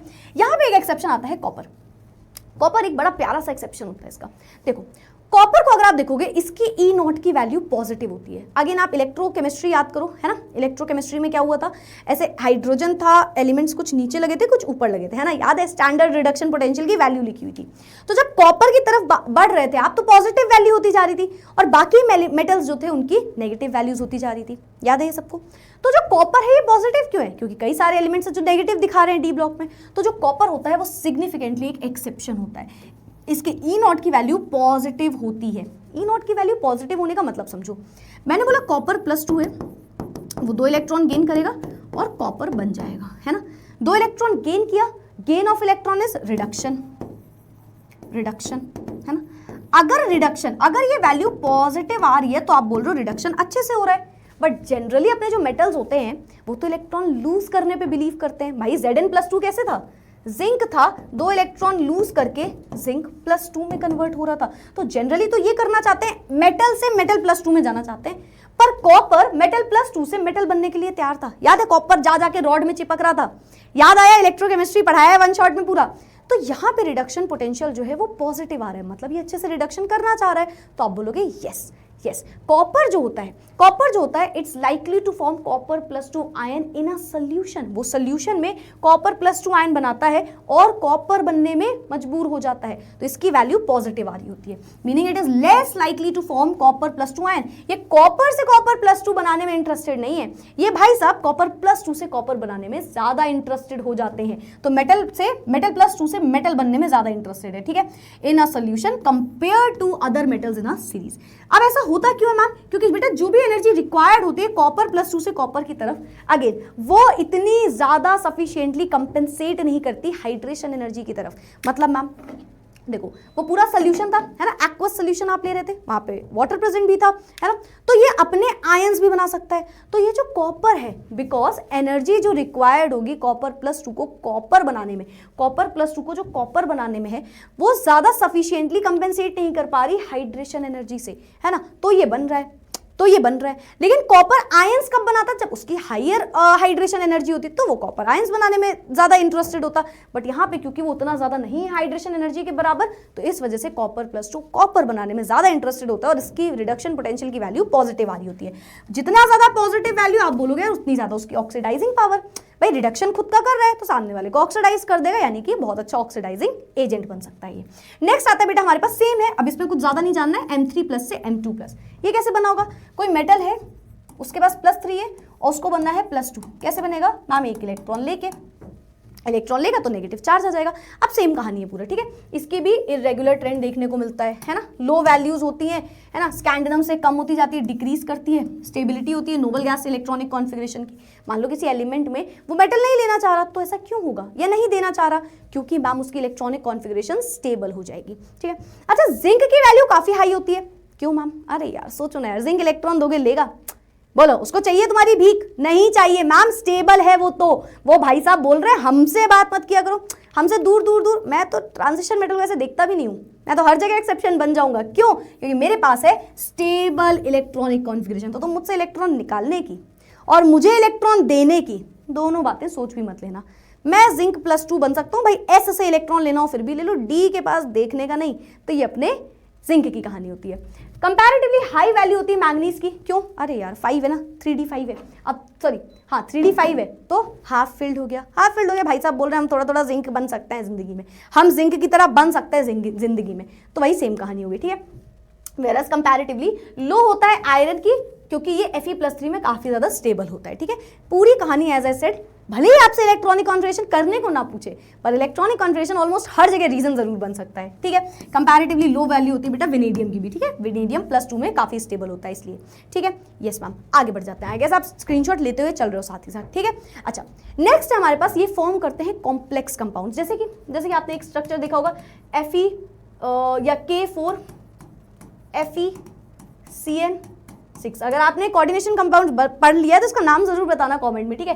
तो ये K4 FeCN6 अब ये नॉर्मल कंपाउंड की तरह नहीं है, जैसे NaCl, calcium oxide CaO, Mg2 MgO या Mg2 समथिंग CO3, कुछ भी, ये नॉर्मल एलिमेंट नहीं दिख, नॉर्मल कंपाउंड नहीं दिख रहा, ये कोई कॉम्प्लेक्स कंपाउंड दिख रहा है। तो जो अपने डी ब्लॉक के एलिमेंट है ना, जैसे ये डी ब्लॉक के एलिमेंट है, ये फॉर्म करते हैं बेटा कॉम्प्लेक्स कंपाउंड्स, जिनके बारे में अगेन आप कोऑर्डिनेशन कंपाउंड्स में ज्यादा डिटेल में जानोगे, ठीक है। जैसे आप इसको ब्रेक करो, कॉम्प्लेक्स कंपाउंड को ब्रेक करते हो ना, तो ऐसे ब्रेक होता है 4 times of K positive and FeCN6 negative, जबकि रियलिटी में तो आयरन और साइनाइड अलग है, बट जब इनको तोड़ोगे तो एक साथ टूट के निकलते हैं, एक ही साथ निकल रहे हैं ये दोनों, आयरन और CN, ठीक है। तो ये कुछ आपके कॉम्प्लेक्स कंपाउंड्स होते हैं, अगेन आप पढ़ोगे इसको डिटेल में। इनके पास कैटालिटिक प्रॉपर्टी होती है बेटा, वेनेडियम बैठा हुआ है, वेनेडियम पेंटाऑक्साइड काफी अच्छा कैटलिस्ट की तरह वर्क करता है, मैंगनीज कई जगह यूज होगा, आयरन कई जगह यूज होता है ट्रेसेस में, है ना। तो इनके पास कैटालिटिक प्रॉपर्टी होती है, रेट ऑफ रिएक्शन को बढ़ा देते हैं without taking part in it, and साथ ही साथ ये फॉर्म करते हैं अलॉयज। अलॉयज मतलब मिक्सचर ऑफ 2 और मोर मेटल्स, 2 या 2 से ज्यादा मेटल्स मिल जाएंगे और उसको आप बोलते हो अलॉय बन गया, ठीक है। जैसे कि एक बहुत अच्छा सा एग्जांपल आप अभी आगे ही पढ़ोगे इस चैप्टर में, F ब्लॉक में मिश मेटल एक बहुत प्यारा अलॉय होता है, अभी समझाएंगे इसको आगे, ठीक है। और क्या हो सकता है मैम, जैसे कि ब्रास हो गया, ब्रॉन्ज हो गया, भाई ये सब में क्या है, आयरन है, कहीं कोई है कहीं कोई है, तो ये सारे के सारे अलॉयज बनाने में बिलीव रखते हैं, यानी कि ये बना सकते हैं एक या एक से ज्यादा मेटल से मिलके या एक नॉन मेटल से मिलके, ये कंपाउंड्स बनाते हैं जिनकी स्ट्रेंथ बढ़ जाती है और उन्हें हम कई जगह पे यूज कर रहे होते हैं, ठीक है। चलो स्क्रीनशॉट लेते हुए चलना again, moving forward, next is oxides and oxoanions. देखो अगर मैं किसी मेटल की रिएक्शन करा दूं ऑक्सीजन से या ऑक्सीजन वाले कंपाउंड से एट वेरी हाई टेम्परेचर, तो वहां पे आपको मिलेंगे बेटा उस मेटल के ऑक्साइड्स। मेटल ऑक्सीजन या ऑक्सीजन कंपाउंड्स के साथ बहुत हाई टेम्परेचर पे रिएक्ट करने के बाद अपनी ऑक्साइड्स बना लेते हैं, ठीक है। तो मेटल की ऑक्साइड या फिर ऑक्सोएनाइंस हमें देखने को मिलता है। हमारे कई सारे मेटल्स होते हैं जैसे कि स्कैंडियम, मैंगनीज, किसी को भी उठा लो, वो ऑक्साइड अपनी अपनी बना सकते हैं MO के फॉर्म में, डिफरेंट ऑक्सीडेशन स्टेट के फॉर्म में वो ऑक्साइड के साथ रिएक्शन कर सकते हैं और अच्छी रिएक्शन करेंगे, क्योंकि हमें पता है ऑक्साइड्स और फ्लोराइड्स के साथ तो बहुत अच्छी रिएक्शन होती है इनकी, है ना, इजीली बॉन्ड फॉर्म होता है इनका। Yes ma'am. अच्छा, ज्यादातर जो हमारे मेटल के ऑक्साइड्स बन के आते हैं ना, वो होते हैं अपने आयनिक नेचर के, बट यहाँ पे जो स्कैंडियम होता है वो एक एक्सेप्शन होता है, स्कैंडियम की ऑक्साइड कोवेलेंट नेचर की होती है, ठीक है। स्कैंडियम की ऑक्साइड जो होती है वो भी कोवेलेंट नेचर की होती है। चलो, और साथ ही साथ जो अपना Mn2O7 होता है, जो मैंगनीज की ऑक्साइड होती है, वो एसिड के साथ रिएक्ट करने पे HMnO4 बना देता है ना, ये एसिड के साथ रिएक्ट करने पे HMnO4 बना देता है, और CrO3 जब रिएक्ट करता है एसिड से तो वो H2CrO4 एंड H2Cr2O7 ये भी बना सकता है। इससे क्या मतलब है, इसका मतलब ये एसिडिक बिहेवियर भी शो करते हैं, जो कि पहले हमने पढ़ा है, और साथ ही साथ ये अपने बेसिक नेचर भी शो कर सकते हैं, ठीक है। अब आप समझ गए होंगे कैसा नेचर शो रहा है यहाँ पे, है ना। तो एसिड से रिएक्ट करने पे भी ये कुछ कंपाउंड्स बना सकते हैं, they can show basic behaviour also, ठीक है। वेनेडियम पेंटाऑक्साइड जो कि V2O5 है, ये बेटा एम्फोटेरिक नेचर का होता है। एम्फोटेरिक का मतलब जो एसिड और बेस दोनों की तरह बिहेव कर पाए उनको आप बोलते हो एम्फोटेरिक, है ना। एसिड देखेंगे तो बेस की तरह रिएक्ट करने लगेंगे, गिरगेट होते हैं, एसिड देख के रंग बदल लेंगे, बेस बन जाएंगे, और बेस को देख के अपने आप को एसिड की तरह ट्रीट करने लगेंगे, ठीक है। तो ये होते हैं अपने एम्फोटेरिक बिहेवियर के, ठीक है। तो मेनली एसिडिक की अगर आप बात करो तो एसिड के फॉर्म में जब ये होता है तो VO4 नेगेटिव बना के देते हैं, एज वेल एज सॉल्ट बना के देते हैं VO2 पॉजिटिव के फॉर्म में, ठीक है। वेनेडियम जो होता है, वेनेडियम यहाँ पे ग्रेजुअल चेंज होता है, मतलब अगर आप वेनेडियम को देखो तो इसका V2O3 जो होता है वो बेसिक स्टेट में होता है है ना। V2O4 जो होता है वो थोड़ा कम बेसिक, मतलब एसिडिक की तरफ आप बढ़ते हो, और जैसे ही V2O5 में आते हो तो ये एम्फोटेरिक भी देखने को मिलता है, ठीक है। स्क्रीनशॉट बीच में ही ले लिया करो यार, ठीक है। V2O4 की अगर आप बात करो तो ये एसिड में डिसॉल्व होकर VO2 पॉजिटिव बना सकता है, ठीक है, एंड VO2 पॉजिटिव का वीकेंड से सॉल्ट बन के आ जाता है। सिमिलरली अगर आप V2O5 की बात करो तो ये बेस से भी रिएक्ट कर सकता है, क्योंकि ये तो एम्फोटेरिक है, एसिड से भी रिएक्ट कर सकता है, बेस से भी रिएक्ट करेगा। अगर ये बेस से रिएक्ट करता है तो ये VO43 पॉजिटिव बना के देता है, क्या देता है, सॉरी VO43 नेगेटिव बना के देता है, ठीक है, एंड साथ ही साथ VO4 पॉजिटिव भी बना के देख सकता है। तो ये एसिड के साथ भी रिएक्शन करेगा, कोई सॉल्ट बना सकता है, और बेस के साथ रिएक्ट करके भी ये रिएक्शन दिखा सकता है, ठीक है। वेल कैरेक्टराइज CrO जो होता है, क्रोमियम की ऑक्साइड जो होती है बेटा, वो बेसिक होती है, लेकिन साथ ही साथ Cr2O3 के फॉर्म में जब ये पाई जाती है तो ये एम्फोटेरिक दिखा रही होती है बिहेवियर, मतलब एसिड की तरह भी दिख सकती है, बेस की तरह भी दिख सकती है, ठीक है।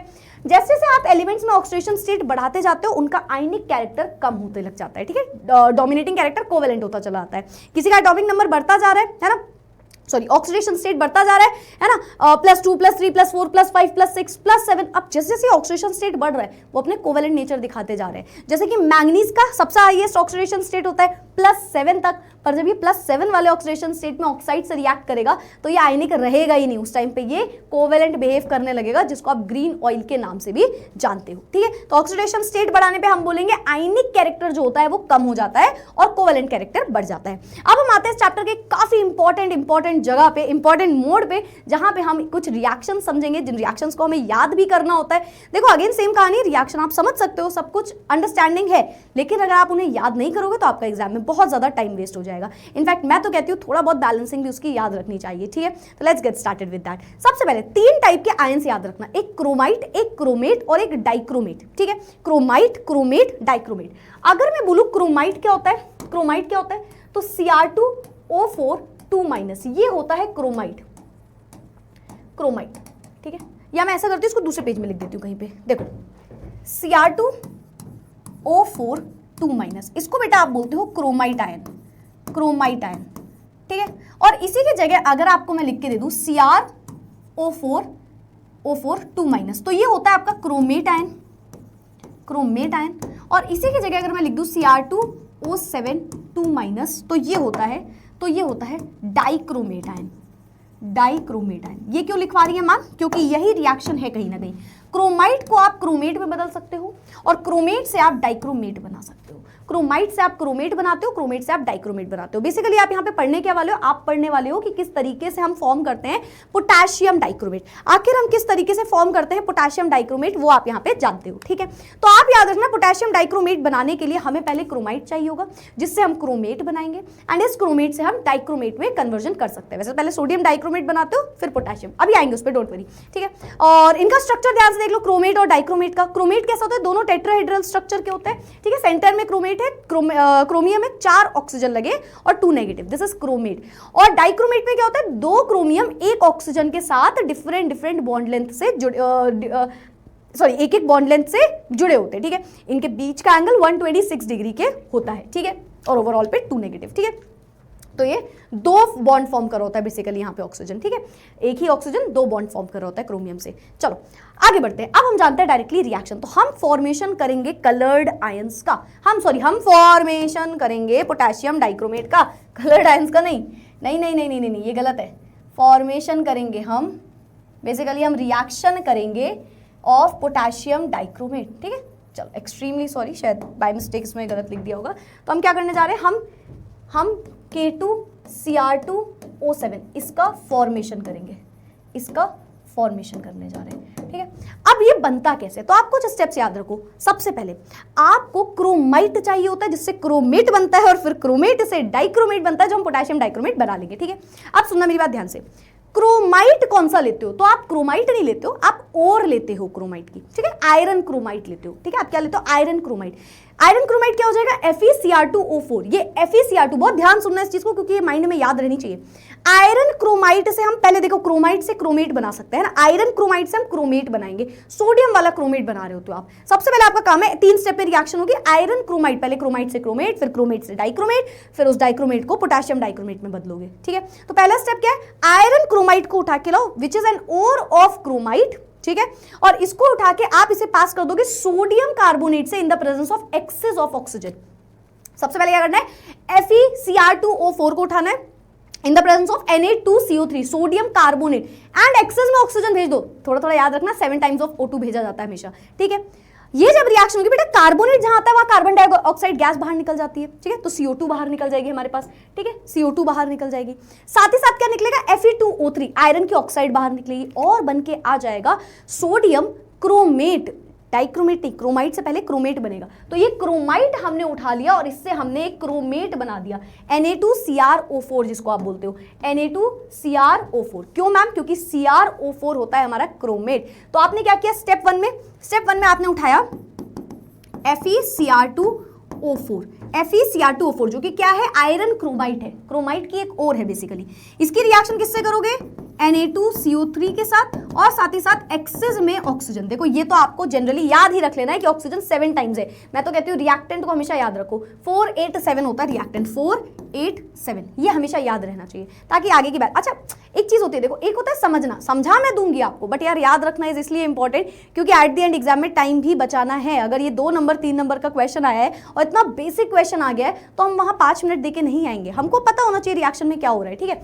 चलो तो इससे क्या होगा, 2-3 चीजें बनेंगी, जैसे कि Fe2O3 बन गया है ना, साथ ही साथ हमारे पास कार्बन डाइऑक्साइड निकल गया, ठीक है। अब वहां की बैलेंसिंग देख के आप ये बहुत इजीली बैलेंसिंग कर लोगे, ठीक है। अभी इस पे नहीं आ रहे, अभी आप बताओ बनेगा क्या, सोडियम का क्रोमेट बन जाएगा, सोडियम का क्रोमेट बन जाएगा, यानी कि मैम बनेगा Na2CrO4, Na2CrO4 ये येलो कलर का होता है, ठीक है, Na2CrO4। तो पहले हमने क्रोमाइट से क्रोमेट बना दिया है ना, Na2CrO4 बन जाएगा। इसकी बैलेंसिंग याद करना चाहो तो कर लेना, 487 तो हमेशा याद रखना, बाकी चाहो तो 487 828 होता है, 487 828, वरना 487 जरूर याद रखना। एंड ये एक्चुअली में आपको याद रखना है क्योंकि अगर आपने ये याद कर लिया ना तो बहुत सारा टाइम हमारा बचने वाला है एग्जाम में, ठीक है।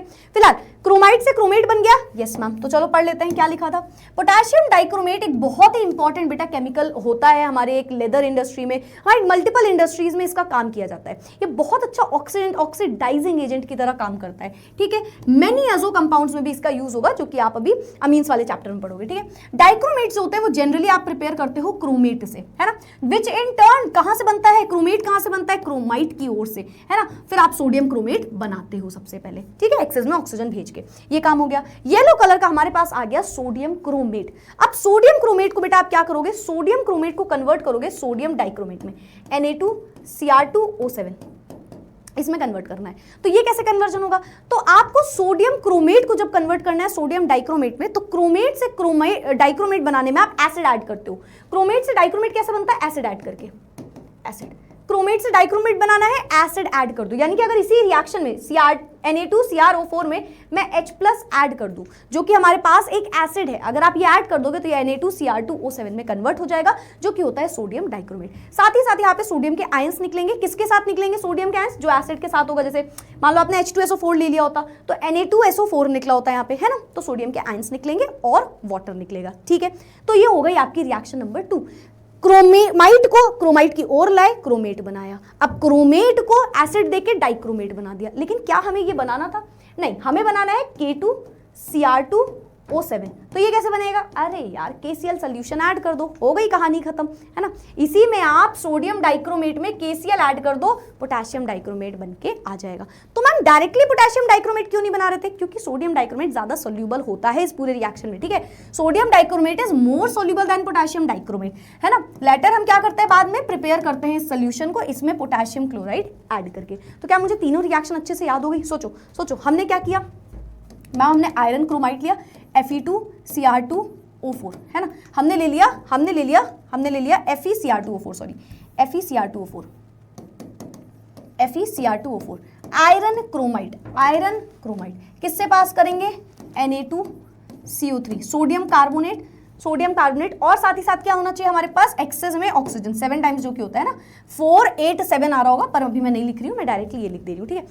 तो यहाँ पे क्या बनेगा, Na2CR2O4, है ना, यानी कि ये क्या बन गया मैम, ये बन गया सोडियम क्रोमेट, है ना। क्रोमाइट से मैंने क्रोमेट बना दिया, सोडियम क्रोमेट बना दिया, ठीक है। साथ ही साथ क्या निकलेगा, कार्बन डाइऑक्साइड और वाटर, ठीक है। अब क्या करेंगे, इस सोडियम क्रोमेट को उठाएंगे Na2Cr2O4, रिएक्शन करा देंगे एसिड से, क्योंकि जब भी हम किसी क्रोमेट में एसिड डालते हैं हमें डाइक्रोमेट मिल जाता है, Na2Cr2O7, ठीक है। साथ ही साथ सोडियम के आयंस मिलेंगे हमें एंड वाटर मिलेगा, ठीक है। अच्छा, अगर मैं इस सोडियम डाइक्रोमेट को पोटेशियम डाइक्रोमेट में बदलना है मुझे, तो मैं क्या करूंगी? कुछ नहीं मैम, इसमें आप KCl सोल्यूशन ऐड कर दो। जब आप ये करोगे तो ये K2Cr2O7 में कन्वर्ट हो जाएगा और NaCl हमारा बाहर निकल जाएगा। ये होती है आपकी overall reaction for preparation of K2Cr2O7। बेटा ये होता है येलो कलर का, येलो कलर का, ये होता है आपका ऑरेंज कलर का, ऑरेंज कलर का, और आप सोचो K2Cr2O7 का कलर क्या होता है, क्योंकि ये तो आप बचपन से पढ़ते आ रहे हो, है ना, ये तो बचपन वाली क्लासेस की बात हो गई, ठीक है। तो यहाँ पे हमारे पास मिल जाता है Na2Cr2O7 और फिर हमें मिलता है एंड में K2Cr2O7। अब K2Cr2O7 का कलर मैम ने पूछा था, तो कलर क्या होता है? आई गेस आपने बता दिया होगा खुद से, नहीं बताया है तो याद रखना, इसका कलर भी होता है ऑरेंज, ठीक है। तो हमारे पास मिल गया हमें K2Cr2O7। Yes ma'am, yellow colour का प्रेसिपिटेट सोडियम क्रोमेट का मिला, the yellow solution of sodium chromate is filtered, जो मैम ने आपको बताया ये येलो कलर का बनता है, ठीक है, एसिडिफाइड सल्फ्यूरिक एसिड से, और ऑरेंज कलर का सोडियम डाइक्रोमेट हमें मिल जाता है, ठीक है। यस मैम, ऑरेंज क्रिस्टल ये पोटेशियम डाइक्रोमेट के क्रिस्टल आउट हो जाते हैं ना, ये जो आपका ये सब बन के आ रहा है क्रिस्टल आउट हो जाते हैं और यहाँ से क्रोमेट से डाइक्रोमेट बन जाता है। तो यहाँ से हमें एक चीज समझने को मिली कि अगर मुझे कभी भी कोई क्रोमेट को डाइक्रोमेट में कन्वर्ट करना है तो मुझे एसिड ऐड करना है, क्रोमेट को डाइक्रोमेट में कन्वर्ट करना है तो एसिड बनाना है। तो अगर मैं डाइक्रोमेट को क्रोमेट में बदलूं तो एक बेस लेके आना है, डाइक्रोमेट को क्रोमेट में बदलेंगे तो बेस लगाना है, फिर से क्रोमेट को डाइक्रोमेट एसिड दे दो, डाइक्रोमेट को क्रोमेट में कन्वर्ट करना है बेस दे दो, तो ये दोनों रिवर्सिबल होते हैं एक दूसरे में, ठीक है। यस मैम, क्रोमेट आयन एक टेट्राहेड्रल होता है, जैसे कि आपने देखा यहाँ पे 126 डिग्री का एक बॉन्ड एंगल होता है, जो भी आपको मैंने स्ट्रक्चर में दिखाया, ठीक है। सोडियम और पोटेशियम डाइक्रोमेट जो होते हैं दोनों के दोनों काफी ज्यादा इंपॉर्टेंट और बहुत यूज करे जाने वाले ऑक्सीडाइजिंग एजेंट होते हैं, ये आप आगे वाले ऑर्गेनिक के चैप्टर्स में भी देखने को आपको मिलेगा, ठीक है। सोडियम का सॉल्ट जो होता है वो ग्रेटर सॉल्युबिलिटी का होता है ना, काफी ज्यादा यूज होता है ऑक्सीडाइजिंग एजेंट में और ऑर्गेनिक केमिस्ट्री में। पोटेशियम डाइक्रोमेट को तो आप प्राइमरी स्टैंडर्ड की तरह यूज करते हो कई सारे वॉल्यूमेट्रिक एनालिसिस में, ठीक है, तो कई जगह पे इसका यूज देखने को मिलता है, ठीक है। अब थियरी हटाओ, मेन काम पे वापस से आते हैं। अगर मैं ये ऑक्सीडाइजिंग एजेंट है तो ये डिफरेंट एलिमेंट्स को, आयंस को ऑक्सीडाइज कर देते हैं, ठीक है। जैसे कि हम पोटेशियम डाइक्रोमेट की बात करते हैं, अगर पोटेशियम डाइक्रोमेट को अपने रास्ते में I नेगेटिव दिख जाए, आयोडीन दिख जाए, आयोडीन, तो वो उसको I2 में बदल देगा, आयोडीन को I2 में कन्वर्ट कर देता है, H2S को सल्फर में कन्वर्ट कर देता है ऑक्सीडाइज करके, टिन प्लस 2 को टिन प्लस 4 में कन्वर्ट कर देता है, आयरन प्लस 2 को आयरन प्लस 3 में कन्वर्ट कर देता है, क्योंकि ये एक ऑक्सीडाइजिंग एजेंट है तो ये सबका देखो ऑक्सीडेशन नंबर बढ़ा रहा है, इन सभी का ऑक्सीडेशन कर रहा है। तो कहीं आयोडीन है तो जैसे ही उसने देखा पोटेशियम डाइक्रोमेट आ रहा है क्या, वो I2 में कन्वर्ट हो सकता है उसके साथ रिएक्शन में। टिन प्लस 2 है तो टिन प्लस 4 में कन्वर्ट हो जाएगा, Fe+2 है Fe+3 में कन्वर्ट हो जाएगा, H2S है, H2S जहां पे सल्फर की वैलेंसी ऑक्सीडेशन स्टेट -2 है, वो सल्फर 0 में कन्वर्ट हो सकता है, यानी कि S में कन्वर्ट हो जाएगा। तो ये इस तरीके से ऑक्सीडेशन कर सकता है इन सभी का, ठीक है। फुल आयनिक रिएक्शन अगर आप किसी की भी लिखना चाहो, देखो कोई भी पोटेशियम डाइक्रोमेट आ जाएगा आपके सामने, है ना, डाइक्रोमेट आ जाएगा और इसकी मान लो आयरन Fe+2 दिख गया, किस में कन्वर्ट होगा, Fe+3 में, और इसी तरीके की इसकी रिएक्शंस आती हैं। क्रोमियम को ये क्रोमियम +3 में भी कन्वर्ट कर देता है, ठीक है। तो इस तरीके की इसकी रिएक्शंस आपसे पूछी जा सकती हैं, जो आपको बहुत अच्छे से बेसिकली ये 3-4 चीजें याद रखनी है, ठीक है। आगे बढ़ते हैं, नेक्स्ट है हमारे पास KMnO4, पोटेशियम पर मैग्नेट की रिएक्शन। देखो पोटेशियम पर मैग्नेट को बनाना थोड़ा आसान है, आपने क्या करना है, MnO2 को लेना है और इस MnO2 को रिएक्ट करा देना है KOH से। ये MnO2 क्या होता है मैम, इसका नाम होता है पायरोल्यूसाइड।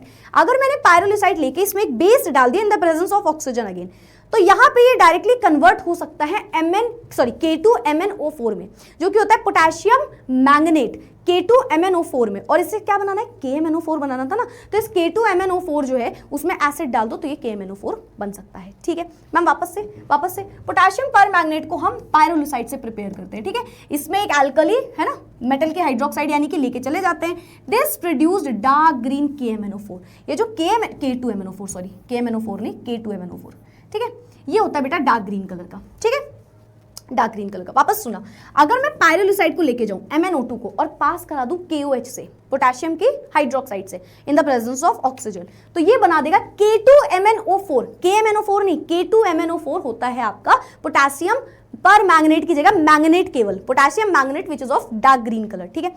अब पोटेशियम मैंगनीज से हमें बनाना है पोटेशियम पर मैंगनेट, तो क्या करेंगे, पोटेशियम मैंगनेट में से एसिड को भेज दो। पोटेशियम मैंगनेट जो है MnO4 जो आया है MnO4 2- उससे H+ को भेज दो तो ये KMnO4 बना सकता है ना, यानी कि अपना पर मैंगनेट बना सकता है। साथ ही साथ यहाँ पे MnO2 और H2O भी निकलेगा।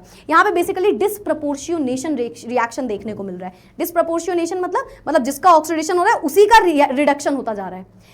एक पर्टिकुलर कंपाउंड में जिसका ऑक्सीडेशन होने को मिलेगा, देखने को मिलेगा, उसी का रिडक्शन दिख जाएगा। जैसे कि यहाँ पे मैंगनीज का हो रहा होता है, ठीक है, न्यूट्रल और एसिडिक सोल्यूशन, और हमको पर मैग्नेट मिल जाता है, ठीक है। तो इसमें ज्यादा स्टेप्स नहीं थे। अब ये किस तरीके से काम करता है तो ऑक्सीडाइजिंग एजेंट। ये किस कलर का होता है बेटा, ये तो KMnO4 जो होगा वो तो पिंक पर्पल कलर का होगा, ठीक है।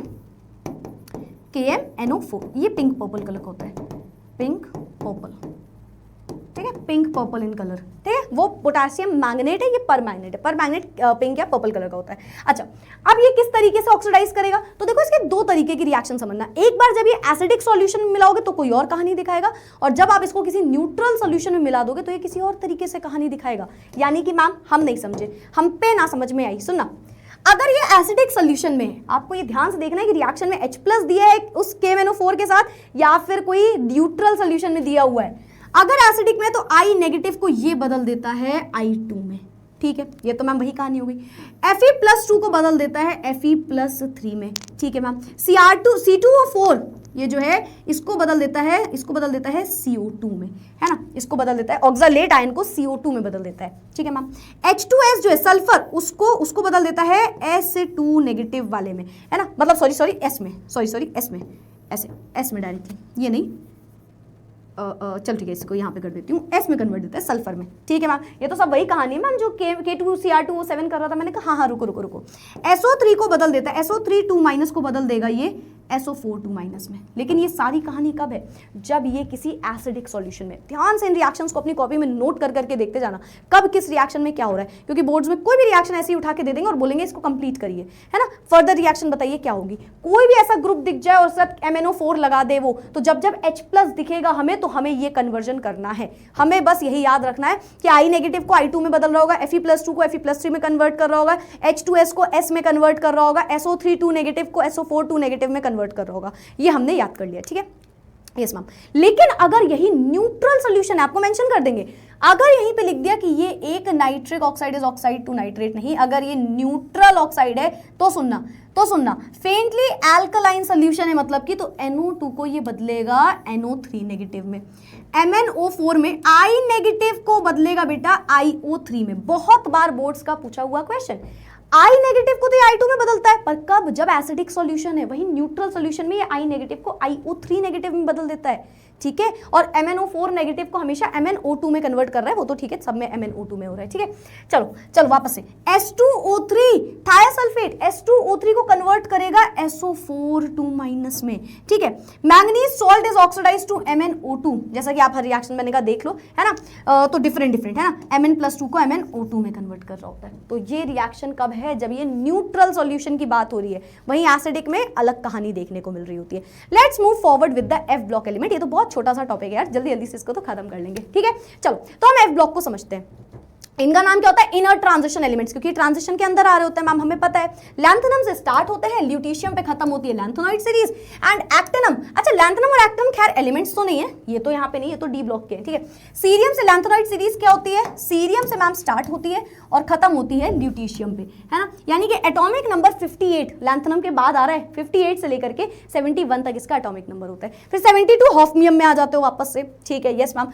एक्टिनम की बात करें तो ये थोरियम से स्टार्ट होते हैं एंड लॉरेंशियम पे खत्म होते हैं। इनकी ट्रिक भी मैंने बताई हुई है वैसे तो शॉर्ट्स के थ्रू, बट फिर भी सुन लो। यहाँ पे होता है, सीमा प्रीति नंदनी प्रेम करी सलमान को, यूं गद गद तब दिल होए, इधर रणबीर तुम ये भी लूट लो, ठीक है। तो दिस वाज अ ट्रिक। वापस से, सीमा सी से स्टार्ट हो रहा था, सीमा प्रीति नंदनी प्रेम करी, प्रोमीथियम सम्राट, सॉरी प्रेम करी, हाँ ठीक है, प्रेम करी सलमान को, यू यूरोपियम जिसको कहते हैं, यू गद गद तब दिल होए, इधर रणबीर तुम ये भी लूट लो। तो that was a trick for 4F series. 5F की बात क्या है, थोड़ा पास यूरेनियम नेपट्यून प्लूटो, थोड़ा पास uranium Neptune Pluto, Ambani coming back from California, इधर सब फैंटा मिरिंडा नींबू पानी ले रहे, ठीक है। थोड़ा पास यूरेनियम यूरेनियम, नेपट्यून, प्लूटो, थोड़ा पास, uranium, Neptune, Pluto.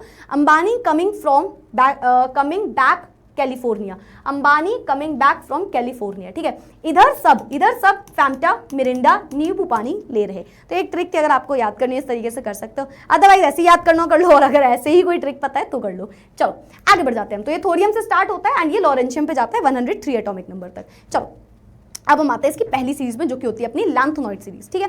Lanthanoid series की अगर मैं बात करती हूँ तो यहाँ पे लैंथेनॉइड सीरीज में क्या होता है, लैंथेनॉइड सीरीज में क्या होता है, ओके जस्ट अ सेकेंड। अगर मैं बेटा बात करती हूँ लैंथेनॉइड सीरीज की, ठीक है, तो लैंथेनॉइड सीरीज में क्या होता है, नंबर वन पॉइंट नंबर 1 क्या है। लैंथेनॉइड सीरीज जो अपनी होती है उसमें डिफरेंट ऑफ कोर्स एलिमेंट्स होते हैं, और उसमें आउटर उसको 4f में f सीरीज में क्यों रखा गया, क्योंकि मैम लास्ट इलेक्ट्रॉन f में जा रहा होता है। इलेक्ट्रॉनिक कॉन्फिगरेशन n-2, f में मैम 1 से 14 इलेक्ट्रॉन, n-1, d में मैम 0 से 1 इलेक्ट्रॉन, NS में मैम 2 इलेक्ट्रॉन। ध्यान से देख लो, ऐसी इलेक्ट्रॉनिक कॉन्फ़िगरेशन होगी। देखो F में 1 2 3 4 5 6 7 8 9 10 11 इस तरीके से F में इलेक्ट्रॉन्स जा रहे हैं। S में आप हर जगह देखोगे 2 इलेक्ट्रॉन्स गए हुए हैं, है ना, 2 इलेक्ट्रॉन्स गए हुए हैं। अगर आप D को ध्यान से देखो तो कहीं कहीं D है और कहीं कहीं D है ही नहीं, तभी तो बोला था 0 से 1 इलेक्ट्रॉन जाता है ना, या तो 0 या तो 1। चलो तो यहाँ पे हो गया। It may be noted that atoms of these elements जो होते हैं बेटा उनकी इलेक्ट्रॉनिक कॉन्फिगरेशन में 6s2 सभी में कॉमन पाया जाता है, और 4f जो है वो सभी में चेंज होते हुए दिखता है। यस मैम, इलेक्ट्रॉनिक कॉन्फिगरेशन जो हर एक की होती है वो ट्राई पॉजिटिव आयंस के फॉर्म में पाई जा रही होती है ना। यस मैम, ऑक्सीडेशन स्टेट बेटा यहाँ पे क्या होता है, most stable oxidation state of all the lanthanoid होता है कहीं ना कहीं +3 के फॉर्म में, सबसे ज्यादा +3 ऑक्सीडेशन स्टेट ये दिखाते हैं हमको, ठीक है। 4FN इसकी मेन इलेक्ट्रॉनिक कॉन्फिगरेशन होती है। n मतलब क्या है, 1 से लेकर के 14 तक इलेक्ट्रॉन जा सकते हैं f में, ठीक है। जैसे जैसे नंबर ऑफ इलेक्ट्रॉन बढ़ता है 4f में 1 2 3 4 ऐसे इलेक्ट्रॉन्स जाने लग जाते हैं। अच्छा अब मुझे ये बताओ इनकी atomic radius left to right जैसे चल रहे हो, टॉप टू बॉटम तो कुछ है ही नहीं इसमें, लेफ्ट टू राइट सोचो इंक्रीज करेगी या डिक्रीज। टिक टिक 1 टिक टिक 2, नहीं बता पाए तो बेटा कुछ नहीं कर सकती, बट फिर भी बता देती हूं मैं। इनकी इलेक्ट्रॉनिक एटॉमिक साइज देख लो, इलेक्ट्रॉनिक कॉन्फिगरेशन नहीं, एटॉमिक साइज देख लो, या जैसे आप आयनिक साइज देख कहते हो वो डिक्रीज होता है। लेकिन मैम ऐसा क्यों, क्योंकि यहाँ पे तो लैंथेनॉइड कॉन्ट्रैक्शन हो रहा होता है ना। क्यों हो रहा होता है, क्योंकि मैम बहुत ही खराब शील्डिंग इफेक्ट होती है एफ वाले एलिमेंट्स की, ठीक है। तो ओवरऑल यहाँ पे डिक्रीज कर रहा होता है इनके एटम का या आयनिक का साइज लैंथेनम से लेकर के ल्यूटिशियम तक, क्योंकि यहाँ पे होता है लैंथेनॉइड कॉन्ट्रैक्शन। क्यों होता है, क्योंकि मैम जो शील्डिंग इफेक्ट होता है 4f की वो काफी खराब होता है, और इस वजह से मैम इनका एटॉमिक साइज कम कर जाता है। तो जब हम सीरियम से लेकर के ल्यूटिशियम पे जा रहे होते तो एटम का साइज हमें कम होते हुए दिखेगा, ठीक है। ऑक्सीडेशन स्टेट की अगर मैं बात करूं तो एज आई सेड सबसे ज्यादा इनमें +3 ऑक्सीडेशन स्टेट देखने को मिलता है ना। ज्यादातर आपको +3 ऑक्सीडेशन स्टेट दिखाएंगे यहाँ पे, ठीक है। अब यहाँ पे क्या होता है, जो लैंथेनॉइड्स होते हैं, है ना, LN2 कंपाउंड्स जो होते हैं वो प्रीडोमिनेंट स्पीशीज होते हैं। मतलब ऐसे कई एलिमेंट्स भी होते हैं यार, देखो जिसमें +2 +4 देखने को मिलता है। भाई सब में +3 देखने को मिलता है, पर कुछ एलिमेंट्स में +2 और +4 भी काफी जगह देखने को हमें मिल सकता है, ठीक है। अगर मैं इनकी आयनाइजेशन एंथैल्पी की बात करूं तो वो ट्रेंड इररेगुलर होगा, जैसे सभी में होता है ना। Arises mainly from the extra stability, देखो इररेगुलर होता है, आयनाइजेशन एनर्जी जो है वो इंक्रीज डिक्रीज कर रही होती है। यहाँ पे एक बहुत प्यारा सा एक्सेप्शन होता है यूरोपियम एंड यूटर्बियम में, ये दोनों +2 ऑक्सीडेशन स्टेट दिखाते हैं, +2। और इनसे क्वेश्चन आता है कि ये कैसे ऑक्सीडाइज, कैसे एजेंट्स है, ऑक्सीडाइजिंग या रिड्यूसिंग। तो याद रखो ये चीज, देखो अगर मैं बोल रही हूँ यूरोपियम, यूरोपियम, तो ये जो यूरोपियम है ये आप बोल रहे हो कि +2 दिखाता है, और जनरली अपने जो मेटल होते हैं F ब्लॉक के वो दिखाते हैं +3, है ना, जनरली +3 दिखाना होता है। तो सोचो +2 को अगर मैं बोलूं +3 में बदलना पड़ेगा। क्यों बदलना पड़ेगा मैम, क्योंकि यार वो उसकी कॉमन ऑक्सीडेशन स्टेट है। तो आप बोलोगे मैम इससे एक इलेक्ट्रॉन बाहर निकाल लो, तो ये +3 में बदल जाएगा। अगर आप किसी से इलेक्ट्रॉन ले रहे हो तो बेटा लॉस ऑफ इलेक्ट्रॉन होता है, जिसको आप बोलते हो कि मैम इसका तो ऑक्सीडेशन हो गया होगा। और ऑक्सीडेशन जब किसी का होता है तो वो एजेंट कौन सा होता है, रिड्यूसिंग एजेंट होता है, ठीक है। तो यूरोपियम एंड यूटर्बियम जो होते हैं ये दोनों के दोनों सेम कहानी शो करते हैं। ये +2 होते हैं एंड इनको +3 बनने के लिए लॉस ऑफ ऑक्सीजन करना होता है, लॉस ऑफ इलेक्ट्रॉन करना होता है, जिसकी वजह से ऑक्सीडेशन दिखाने लग जाते हैं। और हम बोलते हैं कि मैम ये रिड्यूसिंग एजेंट्स अच्छे हैं मैम, मैम ये रिड्यूसिंग एजेंट अच्छे हैं, ठीक है, तो they are strong reducing agents. वहीं बेटा अगर मैं सीरियम, प्रोमीथियम, नुबीडियम एंड इन सब की बात करती हूँ, टर्बियम वगैरह की, तो ये जो अपने होते हैं ये डिस्प्रोसियम, तो ये +4 ऑक्सीडेशन स्टेट दिखाते हैं। अब सोचो +4 है और बनना +3 है, तो मैम एक इलेक्ट्रॉन गेन करेगा, gain of electron is ma'am reduction, तो एजेंट ऑक्सीडाइजिंग हो गए, so these are certain oxidizing agents, ठीक है। चलो आगे बढ़ते हैं, नेक्स्ट है हमारे पास फिजिकल प्रॉपर्टी। ये सिल्वरी होते हैं, व्हाइट होते हैं, सॉफ्ट मेटल्स के तरीके से होते हैं, ठीक है। बहुत इजीली इनका जो स्टेट है, मतलब जो इनका कलर है वो टार्निश हो जाता है, they tarnish rapidly in air, air से मतलब बेसिकली रिएक्शन करने लग जाते हैं ये, ठीक है, जैसे कॉपर वगैरह में होता है, आपने देखा होगा, ठीक है। Hardness increases with the increase in atomic number, samarium being steel hard. Note करिएगा, जैसे जैसे आप एटॉमिक नंबर बढ़ा रहे होते हो वैसे वैसे इन लैंथेनॉइड्स में क्या होता है, हार्डनेस इंक्रीज करती जाती है। सबसे ज्यादा हार्ड होता है समैरियम, सम्राट की तरह एकदम, समैरियम, सैम हमारा बहुत ज्यादा पावरफुल है, ठीक है, तो Sam is the hardest metal, steel hard की तरह इसको बोला जाता है। अब इनका मेल्टिंग पॉइंट भी ज्यादा होता है, जैसे कि जनरली हर एक का 1000 से लेकर के 1200 के केल्विन के आसपास मेल्टिंग पॉइंट होता है, बट अगेन नोट करिएगा समैरियम बहुत हार्ड है, इसका मेल्टिंग पॉइंट बहुत ज्यादा होगा, और मेल्टिंग पॉइंट याद भी रखना है 1623 होता है इसका मेल्टिंग पॉइंट, ठीक है। टिपिकली मेटल की तरह ही इनका स्ट्रक्चर होता है, good conductors of heat and electricity होते हैं, है ना। कई सारे ट्राइवेलेंट होते हैं जो कि आपको कलर्ड स्टेट में भी देखने को मिलते हैं, सॉलिड और एक्वस फॉर्म में, ठीक है। फर्स्ट आयनाइजेशन एंथैल्पी इनकी जो होती है वो 500 किलो जूल के आसपास होती है, मतलब एक इलेक्ट्रॉन निकालने के लिए जो एनर्जी दे रहे हो, पर जैसे आप दूसरा इलेक्ट्रॉन निकालने के लिए एनर्जी देते हो वो ड्रास्टिकली इंक्रीज कर जाती है, 1200 किलो जूल के आसपास हो जाती है, ठीक है। Yes ma'am. अच्छा, यहाँ पे एक बहुत प्यारा सा एक एक्सेप्शन होता है, प्रोमीथियम। वैसे तो डी ब्लॉक के एलिमेंट रेडियो एक्टिव नहीं होते, सॉरी वैसे तो 4f के एलिमेंट्स रेडियो एक्टिव नहीं होते हैं, रेडियो एक्टिव एलिमेंट्स हमारे 5f वाली सीरीज के होते हैं, पर प्रोमीथियम यहाँ पे एक बेटा एक्सेप्शन है। प्रोमीथियम एक एक्सेप्शन है, ये एक रेडियो एक्टिव एलिमेंट है जो कि 4f सीरीज में रखा है, जनरली सारे रेडियो एक्टिव अपने 5f में रखे हुए हैं, ठीक है, तो ये एक एक्सेप्शन आ गया इसका, ठीक है। बेस्ट सिंगल यूज अगर आप बोलो तो बहुत जगह होता है, जैसे कि अलॉयज मल्टीपल अलॉयज बनते हैं हमारे अपने 4f सीरीज से, ठीक है। सबसे इंपॉर्टेंट और सबसे फेमस अलॉय है इसका मिश मेटल एक सबसे फेमस अलॉय है। ये किससे बना होता है, इसमें 95% लैंथेनॉइड का मेटल होता है और 5% आयरन, नियरली 5%, 4.5% के आसपास आयरन मिला होता है, और बहुत माइन्यूट 0.1 0.2 ट्रेसेस में सल्फर, कार्बन, कैल्शियम, एल्यूमिनियम के भी मेटल्स मिले होते हैं, तो ये होता है मिश मेटल, जो कि एग्जाम में पूछा जाता है। मिश मेटल एक अलॉय होता है जिसमें 95% के आसपास हमारे पास लैंथेनॉइड होता है और ऑलमोस्ट 5% के आसपास हमारे पास आयरन होता है, और बहुत माइन्यूट ट्रेसेस में सल्फर, कार्बन, कैल्शियम, एल्यूमिनियम ये सब मिले होते हैं, ठीक है, तो ये होता है मिश मेटल को हम यूज करते हैं मैग्नीशियम बेस्ड अलॉय में, और इससे हम बुलेट्स, शेल्स, बहुत सारी लाइटर फ्लिंट, बहुत सारी चीजें बना सकते हैं, ठीक है। मिक्स्ड ऑक्साइड्स ऑफ लैंथेनॉइड्स जो होते हैं बेटा वो कैटलिस्ट की तरह भी काम करते हैं, ठीक है, पेट्रोलियम और क्रैकिंग वगैरह में कैटलिस्ट का काम करते हैं। कुछ इंडिविजुअल लैंथेनॉइड के ऑक्साइड्स होते हैं जो कि फॉस्फोरस और टेलीविजन स्क्रीन में लगते हैं, क्यों, क्योंकि यहाँ पे भी फ्लोरोसेंट स्क्रीन बनती है ना, जिससे कलर देखने को मिलता है, तो वो भी इसी से बनता है। नेक्स्ट इनकी केमिकल प्रॉपर्टीज की अगर मैं बात करूं तो जो हमारे लैंथेनम होते हैं वो डिफरेंट प्रॉपर्टीज दिखाते हैं। अगर ये किसी एसिड से रिएक्ट करेंगे तो ये उसको H2 में कन्वर्ट कर देंगे। सोचो कोई लैंथेनम जो है वो अगर एसिड से रिएक्ट करता है, वो मेटल एसिड से रिएक्ट करता है तो वो उसे H2 में बदल देता है। चलो भाई बचपन की बात कमेंट सेक्शन में लिख के जाना, आखिर ये कौन सी प्रॉपर्टी दिखा रहा है, कौन से मेटल्स होते हैं जो एसिड को H2 में कन्वर्ट कर देते हैं, उनकी क्या प्रॉपर्टी होती है यहाँ पे, ठीक है। अगर बेटा इसको आप ऑक्सीजन से रिएक्ट करोगे तो ये अपना ऑक्साइड बना लेगा, है ना, और ज्यादातर लैंथेनम +3 के स्टेट में होता है, तो Ln2O3 के फॉर्म में इसकी ऑक्साइड देखने को मिलती है। सल्फर से अगर आपने इसको हीट कर दिया तो ये सल्फाइड बना लेते हैं, है ना, Ln2S3 के फॉर्म में बना लेते हैं, और हैलोजन से रिएक्ट करने पे ये X3 के फॉर्म में बन जाते हैं। अगर आप इसी को वाटर से रिएक्ट करोगे तो ये लैंथेनम अपनी हाइड्रोक्साइड बना लेते हैं, LnOH होल थ्राइस सबसे ज्यादा मिलने वाली हाइड्रोक्साइड होती है। इसी को अगर आप नाइट्रोजन से करोगे तो अपनी नाइट्राइड बना लेंगे, और कार्बन से करने पे ये कार्बाइड्स बना लेते हैं, ठीक है, तो ये इनकी रिएक्शन हो गई। अब हम आगे बढ़ते हैं लास्ट टॉपिक में जो कि है अपनी 5f सीरीज द एक्टोनॉइड्स की बात करें, ऑलमोस्ट लैंथेनॉइड के जैसे ये थोड़ी, ठीक है। अच्छा, यहाँ पे इलेक्ट्रॉन कहाँ जा रहा होगा, 5f में, वहां पे कहाँ जा रहा था, 4f में, ठीक है।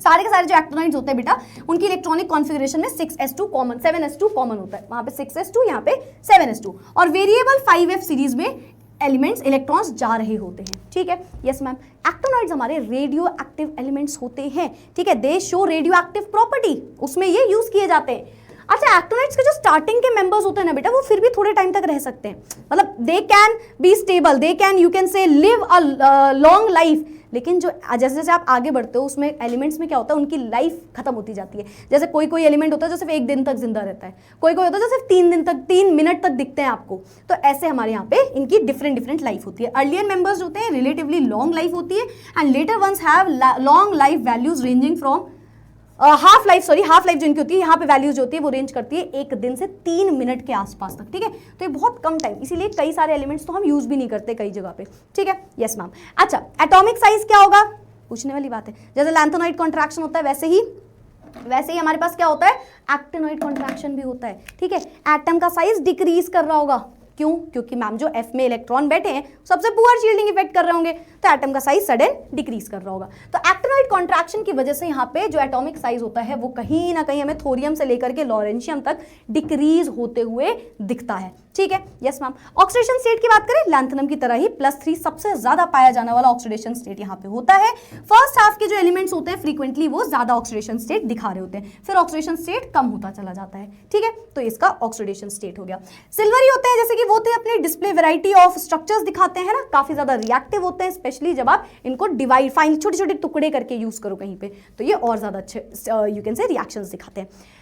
अब हम बात करते हैं कि इनका एप्लीकेशंस क्या है, ये डी और एफ ब्लॉक यूज कहां होता है। देखो बहुत जगह, बहुत सबसे इंपॉर्टेंट मेटल्स यहाँ पे बैठे होते हैं ना, जैसे कि मैम ने आपको बताया है ना, जैसे कि गोल्ड, प्लैटिनम, कॉपर, मतलब इतने सारे एलिमेंट्स जो डेली कहीं ना कहीं यूज कर रहे हैं किसी ना किसी चीज को बनाने में, वहां पे यूज होते हैं अपने डी एंड एफ ब्लॉक के एलिमेंट्स, ठीक है। तो आयरन और स्टील हो गया, जैसे कि आपको पता है आयरन और स्टील तो सबसे ज्यादा कंस्ट्रक्टिव मेटल्स होता है, सबसे ज्यादा इंपॉर्टेंट मेटल होता है। हर दूसरी चीज देख सकते हैं हम आयरन की अपनी लाइफ में, डेली लाइफ में, है ना। और their production is based on their reduction of iron oxides, है ना, जैसे कि इंप्यूरिटीज वगैरह हटा के उसके अलॉयज वगैरह बनाए जाते हैं, जो कि बहुत ज्यादा काम आते हैं आगे चल के। कुछ कंपाउंड्स मैन्युफैक्चर होते हैं फॉर स्पेशल पर्पसेस, जैसे कि टिन ऑक्साइड, TiO, टिन नहीं, TiO ऑक्साइड। टाइटेनियम की ऑक्साइड जो होती है वो पिगमेंट होता है, पिगमेंट इंडस्ट्री में यूज किया जाता है। MnO for use in dry battery cells, manganese oxide जो है वो ड्राई बैटरी सेल्स वगैरह में यूज किया जाता है, ठीक है। बैटरी इंडस्ट्रीज में हमको जिंक की भी जरूरत पड़ती है, निकल और कैडमियम की भी जरूरत पड़ती है। इलेक्ट्रोकेमिस्ट्री पढ़ के आओ, ये सारी बातें आप जानते हो, ठीक है। Now the elements of group 11 are still worthy of being called coinage metals. जो 11th ग्रुप के मेटल्स होते हैं उन्हें हम कॉइनेज मेटल्स के नाम से जानते हैं। जैसे कि अपना 11th ग्रुप, जैसे कि कौन आ गया, कॉपर वगैरह जिसमें आ रहा है, कॉइन्स बनते हैं उससे, कॉइनेज मेटल्स होते हैं। ऑल्दो जो सिल्वर और गोल्ड है अब उसको रेस्ट्रिक्ट कर दिया गया, अब उनसे मेटल्स नहीं बनते, उनसे सॉरी कॉइन नहीं बनते, बट जनरली आपको पता है कॉइनेज मेटल, कॉपर तो बहुत जगह यूज होता है ना, कॉपर के कॉइन्स बनते हैं कॉपर कोटेड स्टील से, तो कॉइनेज मेटल्स बोला जाता है ग्रुप 11 को, जो कि डायरेक्ट क्वेश्चन अगेन पूछा जा चुका है। आयरन के कैटलिस्ट को तो आप बहुत जगह यूज करते हो, जैसे कि जब आप बहुत ही ज्यादा इंडस्ट्री लेवल पे लार्ज अमाउंट पे अमोनिया बनाते हो, तो वो कैसे बनाते हो, N2 और H2 को रिएक्ट करके बना लेते हो 2 टाइम्स ऑफ NH3। यहां पे आप फाइनली डिवाइडेड आयरन का यूज करते हो, है ना, तो उस कैटलिस्ट की वजह से ये रिएक्शन काफी अच्छी होती है। निकल के कैटलिस्ट को भी आप यूज करते हो हाइड्रोजनेशन ऑफ फैट्स और प्रोसीड्स में, तो इसका यहाँ पे काम होता है। फोटोजेनिक जो अपनी फोटोग्राफिक इंडस्ट्री होती है उसमें भी आप इनको यूज करते हो, जो अभी अभी आपने पढ़ा लाइट्स वगैरह के लिए, है ना, ऑन स्पेशल लाइट सेंसिटिव, जैसे कि सिल्वर की ब्रोमाइड जब निकलती है, व्हाइट कलर की लाइट निकलती है ना सिल्वर ब्रोमाइड के प्रेसिपिटेट के साथ, तो ये सब आप डिफरेंट जगह पे यूज करते हो इन एलिमेंट्स को। तो ये था अपना प्यारा सा डी एंड एफ ब्लॉक का एलिमेंट, और ये चैप्टर मैंने पूरा ट्राई किया कि इस चैप्टर में A to Z कोई भी कहानी ना छूटे और हर चीज आपको बहुत अच्छे से समझ में आ जाए।